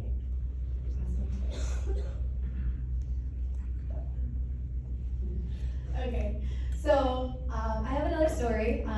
Obviously, I'm here with Steve, but he asked me to come to tell some of my stories. So, quick background of what you're about to hear is my son, who I showed you a picture of, who's going to be 15 in August. He was born with a very rare genetic disorder that has caused him over his lifespan to have about 19 surgeries. I was 25 years old when I had him, so when he came out and I saw the way he looked, in the womb, we didn't know anything was wrong with him. Deformed face, body's not closed. We had no idea. He was 10 pounds. You know, my pregnancy was normal. So he came out at 25 years old. I had no idea. I don't know what I'm doing. And I learned in my experience, so I'm gonna talk to you not as a leader, but as a patient of somebody who had a patient, because I consider myself a patient too. But humanizing clinical experience, when you are a patient or you are a family member of a patient, you feel dehumanized. It's the only way to explain it. You're looking to the people that are in the clinical workforce to be your trust and to save your child's life, but at the same time to make you feel better and to make the experience about your family, not just about that patient. So when he was in, he had to get an NJ tube, and I was, again, very naive to everything that was about to happen to him. And I had an amazing woman come up to me and she said, hey, listen, we have a program here that is great for your family. And I didn't know much about it. And she said, I saw you have a little daughter running around here, because at the time my daughter was probably only about 4 or 5 years old, and she was terrified of everything, why her brother looked the way he did, why he had all of the things on him at all times, why mom lived at the hospital, why we had to move to grandma's house to live so she had a stable home because I wasn't there. And this lady said, we have this amazing program. And she said, I'm gonna humanize the way that you feel. I said, the way your daughter feels, the way that you look at everything. And I said, okay. So she took my daughter down to this little play area that they had, and they created it, they had a doll. Now this is not the doll, I wish I could find the doll, but it had a doll, and they put an NJ tube in the doll. And she got to take it home. She got to be a part of her brother's experience with me. As I was training to learn how to feed him and how to care for him through the training that the clinicians were giving me, they were teaching her as well. Our experience together became a family experience and not just focused on the patient alone. So when you're in these types of situations and you don't feel like a human, as a clinician, you have no idea how you can inspire. That's my number one word you'll learn. Inspire somebody else like me as a mom at 25 years old that has no idea what she's doing, to become not just you're caring for my son, but you're caring for my entire family, which my entire family then goes home when you're not there, right? And we have to care for him, and we were able to do it as a team. And I think that is extremely beneficial to all of the clients, or I say clients, sorry, to all the patients out there whenever you humanize the clinical experience instead of dehumanizing the human that is experiencing something that they don't understand what's happening to them. So Steve asked me to share that story with you guys today, so I'm gonna turn it back over to him so he could continue on with that.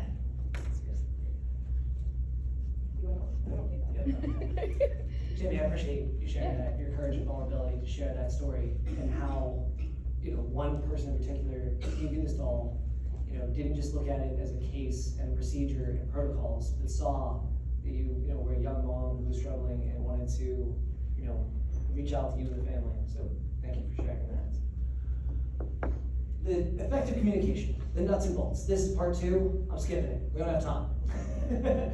The short and skinny of it is there are 5 steps to effectively communicate. You want to find the right opportunity to talk. That is, you don't want to ambush someone. You don't want to say, if I just got off work and the kids are pulling my leg and I'm trying to cook dinner, probably not a great time for my wife and I to have a serious conversation. You want to find and sometimes ask for and plan the right opportunity to talk. You want to establish a mutual goal. That is, you want to begin with the end in mind. So remember before I said a bad boss says, here's the situation, here's what you did wrong, and here's how you need to correct it. That boss did not establish a mutual goal. That boss ambushed the person. Seek to understand before being understood. That is engineering that's right response. It goes a long way. I have here a picture of a dog. Dale Carnegie in his book is walking his dog. It's a big park. There are not many people. It's a small dog. He comes across at one point a park ranger who says, not so kindly, sir, you need to have your dog on a leash. Do not let me see it happen again. I was like, all right, okay. So Dale puts the dog on a leash for a couple weeks. Doesn't see the park ranger again, so he takes the dog off the leash. And of course, the first day he does that, there comes the park ranger. Dale Carnegie wants to say, come on, man, it's a big park, it's a small dog, there's hardly anybody here. You really have nothing better to do but puppy? But instead, Instead, he did something much more emotionally intelligent and said, I'm sorry, sir. I knew the rules and I didn't follow them. I appreciate what you do, that you're here to make sure that people do follow the rules for other people's kind of safety and security. And I respect what you do, and I apologize. He took the ranger's perspective instead of expressing his own. So what did the ranger say? He said, hey man, don't be too hard on yourself. It's a big park, it's a small dog, there's hardly anybody here. Just keep a leash with you, and if you see people come around, put your dog on it then. When you seek to understand before being understood, you serve a way better shot at being understood than trying to get people to see your perspective.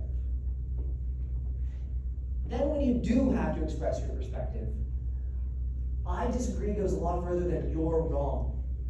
From my perspective is a lot better than you should, you ought, or you need. Lastly, seeking resolution. The better question here is, how can we work together to achieve our mutual goal? You attack the problem, not each other. So, first approach. Here's the situation. It's an ambush. Here's what you did wrong.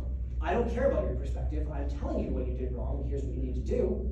And here's what you need to do to fix it, which comes off as condescending and doesn't elicit even an idea from the person you're working with. The other way takes a little bit more time. This is quick, but has no long-term efficacy. This takes a little bit more time in the moment, but works better in the long run. Can we plan a time to talk about what happened? Tell me your perspective, get that that's right response. How do you believe it could have been handled better? You elicit the idea out of the team member, make them an expert, and get the idea. And then how can I serve you? How can we work better in the future so this doesn't happen again? It's a little shift in semantics, but it makes a big difference in team building and alignment and bringing out the best in others. So what not to do? We don't want to interrupt. We don't want to story top. We don't want to be toxically positive or try to correct. It can come off as invalidating. We don't want to be all-knowing and present ourselves as experts. We want to ask great questions to bring out the expertise of our team. And we don't always have to advise. Sometimes all people want is a bit of empathy and for you to share that emotion with them.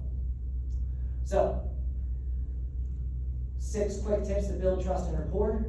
Collisions create connections. Sharing in one's emotional states. Mirroring body language. Mutual goals so that it's a positive challenge mentality. Mutual activities, so you're working right next to that person. When Chef Mike came and worked shoulder to shoulder with me, attacking the problem of an overwhelming amount of dishes, it spoke more words to me through that action than any motivational speech you ever could have given. And enhanced maps. Know the people you work with, what they care about. So, job predictor number 2, relationship leadership, specifically that immediate supervisor.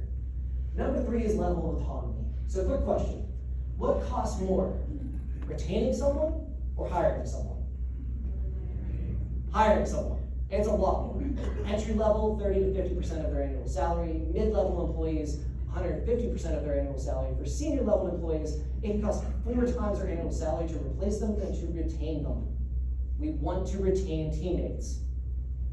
People leave because they are overworked or micromanaged. They are overworked, and we as a society are generally very overworked. When Greg Popovich won the 2014 NBA championship, no player played over 30 minutes. They shared the workload. But we in the United States work 137 more hours than the Japanese, 260 more hours than the British, and 499 more hours than the relatively lazy French. I'm kidding. We work a lot, and I'm not against hard work. But I am for the equation, rest plus stress equals growth. Stress plus stress plus stress equals deterioration and the performance drops. I want you guys to take your vacations. I want you to have rest. I want you to, the best of your ability, set up systems so that people can take legitimate rest. Because that's where you get sustainability. Autonomy is the power to shape your work environment that allows you to perform your best. It is not floating on your own island with the discretion to do whatever you want. It is having the support and resources to do your job to reverse engineer the end goal. So, when a crisis hits, we turn to the person we trust the most. When my wife was giving birth to our first son, we had a doula who was essentially a birth coach. And she was wonderful. She did a great job, and I'm thankful for her. I have no complaints. But as Wesley is being birthed, my wife did not look to the doula. Not because she wasn't wonderful at her job, but because I had more trust and a deeper relationship with my wife. She looked to me. In crises, we look to the leader we trust the most, the leader who knows us best. And that's important to remember, because if you want to be that situational leader when the time rises, it's based on the work you put into it before that situation occurs. Autonomy tips, clear expectations. You don't want role diffusion, which is I'm not sure whose job this is, or role confusion, I don't think this is my job. The job of leader is a humble one. Sidney Crosby is a great humble leader. He started off as a great follower. He lived in Mario Lemieux's basement when he was 19 years old in his rookie season. He was a great follower before he was a great leader. When he is interviewed in post-game interviews, he will say that Tristan Jarry played great, or Malcolm had an awesome game. He doesn't talk about himself, unless it's, I turned the puck over in the third and that really cost us. He takes credit when the team fails, and he gives credit when they succeed. That is my challenge to you all as leaders as well. Commander's intent. We talked about the military before and how the platoons in the military who actually had the most positive leaders had the best performance. The military used to be very, very structured, and still is, one of the most structured organizations in the world. At one point, however, they figured out they were a little bit too structured, because when stuff hit the fan, there was no time to go to what's the protocol in this situation. It broke down. So what they went to instead was the commander's intent. And the commander's intent is the mission that you can reverse engineer during a crisis or during stress to meet the mission of the organization without direct supervision or immediate protocols. Micromanaging doesn't work. Stuff happens in life, curveballs, COVID, you name it. What you want to do is make sure that person knows the general mission, and then you give them the freedom to do their job the way they see fit within the boundaries that you have for that clear mission. 6 factors to achieve the full potential, and then we're going to end with 2 stories here today. In the best study I can find, there was a survey of 14,500 US workers. When we looked at the top six things that let them perform at the highest level of their job, here's what they were. Clear on what they were expected to do, had a clear kind of commander's intent and mission. They were willing to ask questions and safe to do so. That supervisor made them feel safe, not stupid. Said, you can come to me with questions. I want to give you feedback. Let's be on the same page. They were not overwhelmed with work or unproductive meetings. The organization supported creative problem solving and recognized great performance. They felt appreciated and valued. Leadership recognized and validated employees' emotions and helped them emotionally, not just treated them as a cog in the wheel and based their value on performance, but their value as a person. And lastly, employees had purpose and meaning in their work. They were connected to a mission, and to a community, and to an identity that was greater than themselves. So, job predictor number 3, level of autonomy. When companies go straight to productivity or turnover, it's a script for failure. Because productivity and turnover are byproducts of having high morale, a fun work environment, and great trust. They are not primary goals. And if you can help someone feel valued and important as a part of the team, they have a great relationship with leadership, and they feel they have a high level of autonomy, they're going to stay and perform at a high level. If they don't, the outlook is not so great. So, 2 final stories here, one from me and one from Jamie. First one, this is my grandma. My grandma had MS and was in a wheelchair for the majority of the life that I knew her. But my grandma was an amazing spirit. So throughout my 20-ish years of knowing her physical symptoms got worse, and she needed higher and higher levels of care. And I would see her go into, progressively higher care nursing homes, and that's what it was. But I observed these nursing homes, and I observed the people in it, and I observed my grandma, and she's kind of an anomaly, because my grandma never complained about anything. She had a positive, loving attitude, a smile on her face, a song in her heart, and it was interesting because she always had staff there to help her for any of her needs. In fact, staff would often take their lunch breaks just to sit in with my grandma, which I thought was very sweet. My grandma always had friends there. She's the most popular woman at the nursing home. I'm proud to brag about that for her. And she always had people around her because her emotions were contagious. What I also saw in the nursing home was other people who were a little bit more perhaps beaten down by life, who had much greater physical agency and ability than my grandma, but who were bitter and angry. And the world mirrored that to them as well. And they didn't have the people around them that my grandma did. My challenge to you as a leader is to realize that you are 100% in control of your attitude. That is mental fitness 101. Is the only thing you are 100% in control of is your own thinking. And your attitude, the attitude you bring to work, sets the tone. So if you are happy, you are positive, you are a positive challenge person, you're a go-getter, you're enthusiastic, your team is going to follow that. If you're burnout, you're miserable, you're unhappy, you're grumpy, your team is going to follow that too. So my challenge to you all, be like my grandma. Independence Health System, one last slide before I pass it over to Jamie, employs 7,000 people. About 200 in this room, 7,000 people. Butler Hospital is the biggest employer in Butler County. That's awesome. That is a community difference. And individuals that are here today can make a large impact.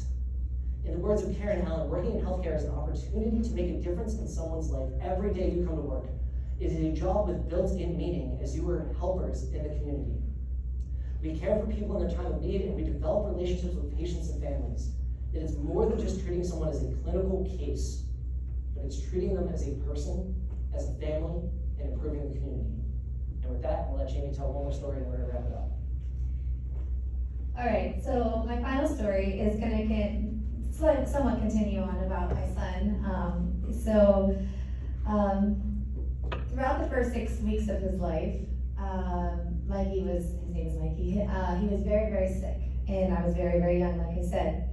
And we moved home, and we started getting bills upon bills, calling insurance companies and saying, can you help me? I don't understand why I'm getting all these bills. Why is nothing covered? And I had an insurance agent say to me, your son had a pre-existing condition. It was something that you could have seen in the womb and you didn't tell us, so we're not going to cover anything.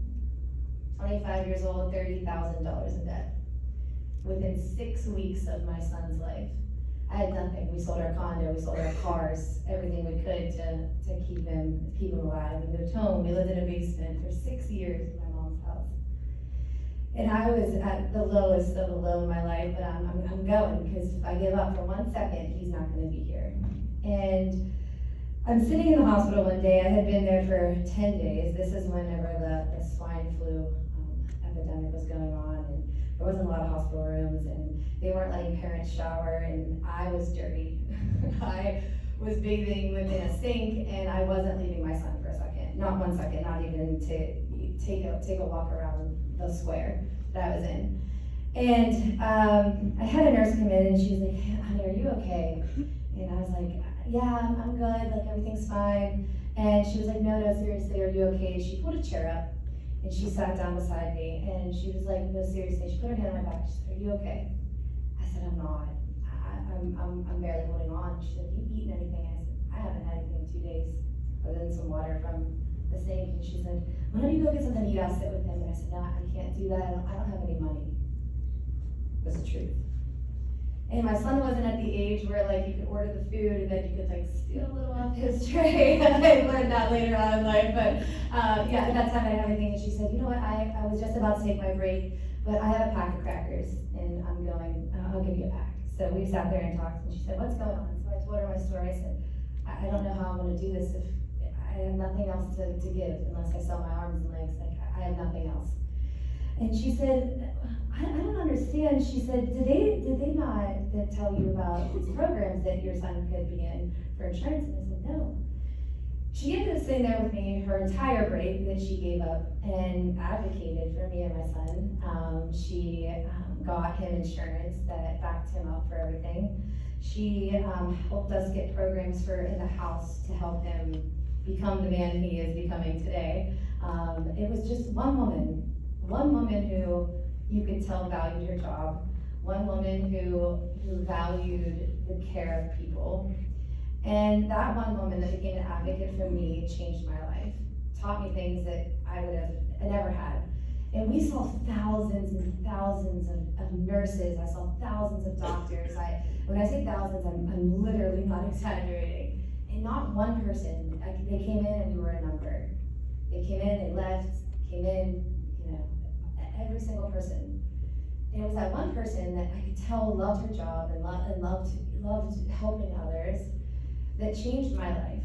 And I look at it like this. My son was a patient. The patient is a family. The family is a community.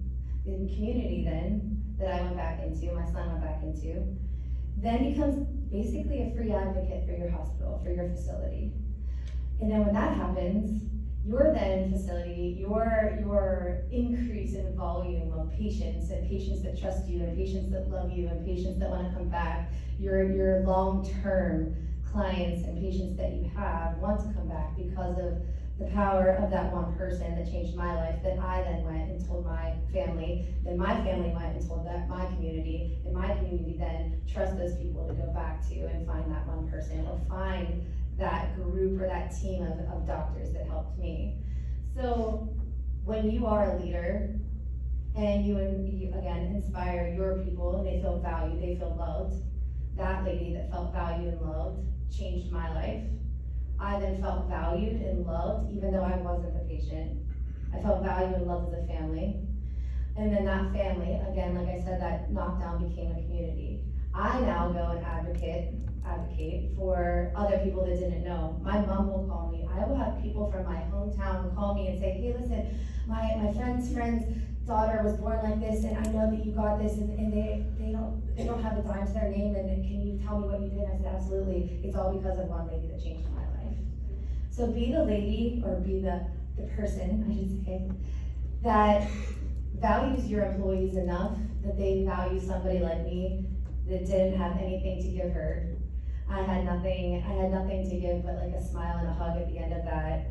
And she literally changed not only my path, but my son's path today. And I will forever say that that company and that community and that person was able to make me feel so valued that I can now inspire and change somebody else's life. So that is the closer to my story, but I'll turn it back over to Steve. Yep. And that is the power of one person. That is the power of every person sitting in this room today, to have that effect, not just on one patient, not just on one team, but on the community at large. And with that, I appreciate all of your time. I appreciate you all getting here and sitting with us through lunch. And I truly believe if you master your thinking, you master your life. Thank you for having us both.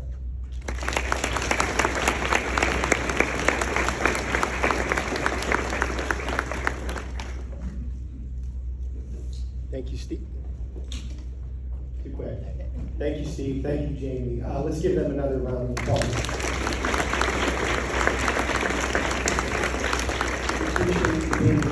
Thank you very much. This was a wonderful kickoff to our leadership development session. And I think we really hit the mark on the power of communication, the power of engagement. I took lots of notes. With Steve's permission, we will share these slides. But I think let's take a 5-minute break and we'll transition into the next session. But again, many thank you.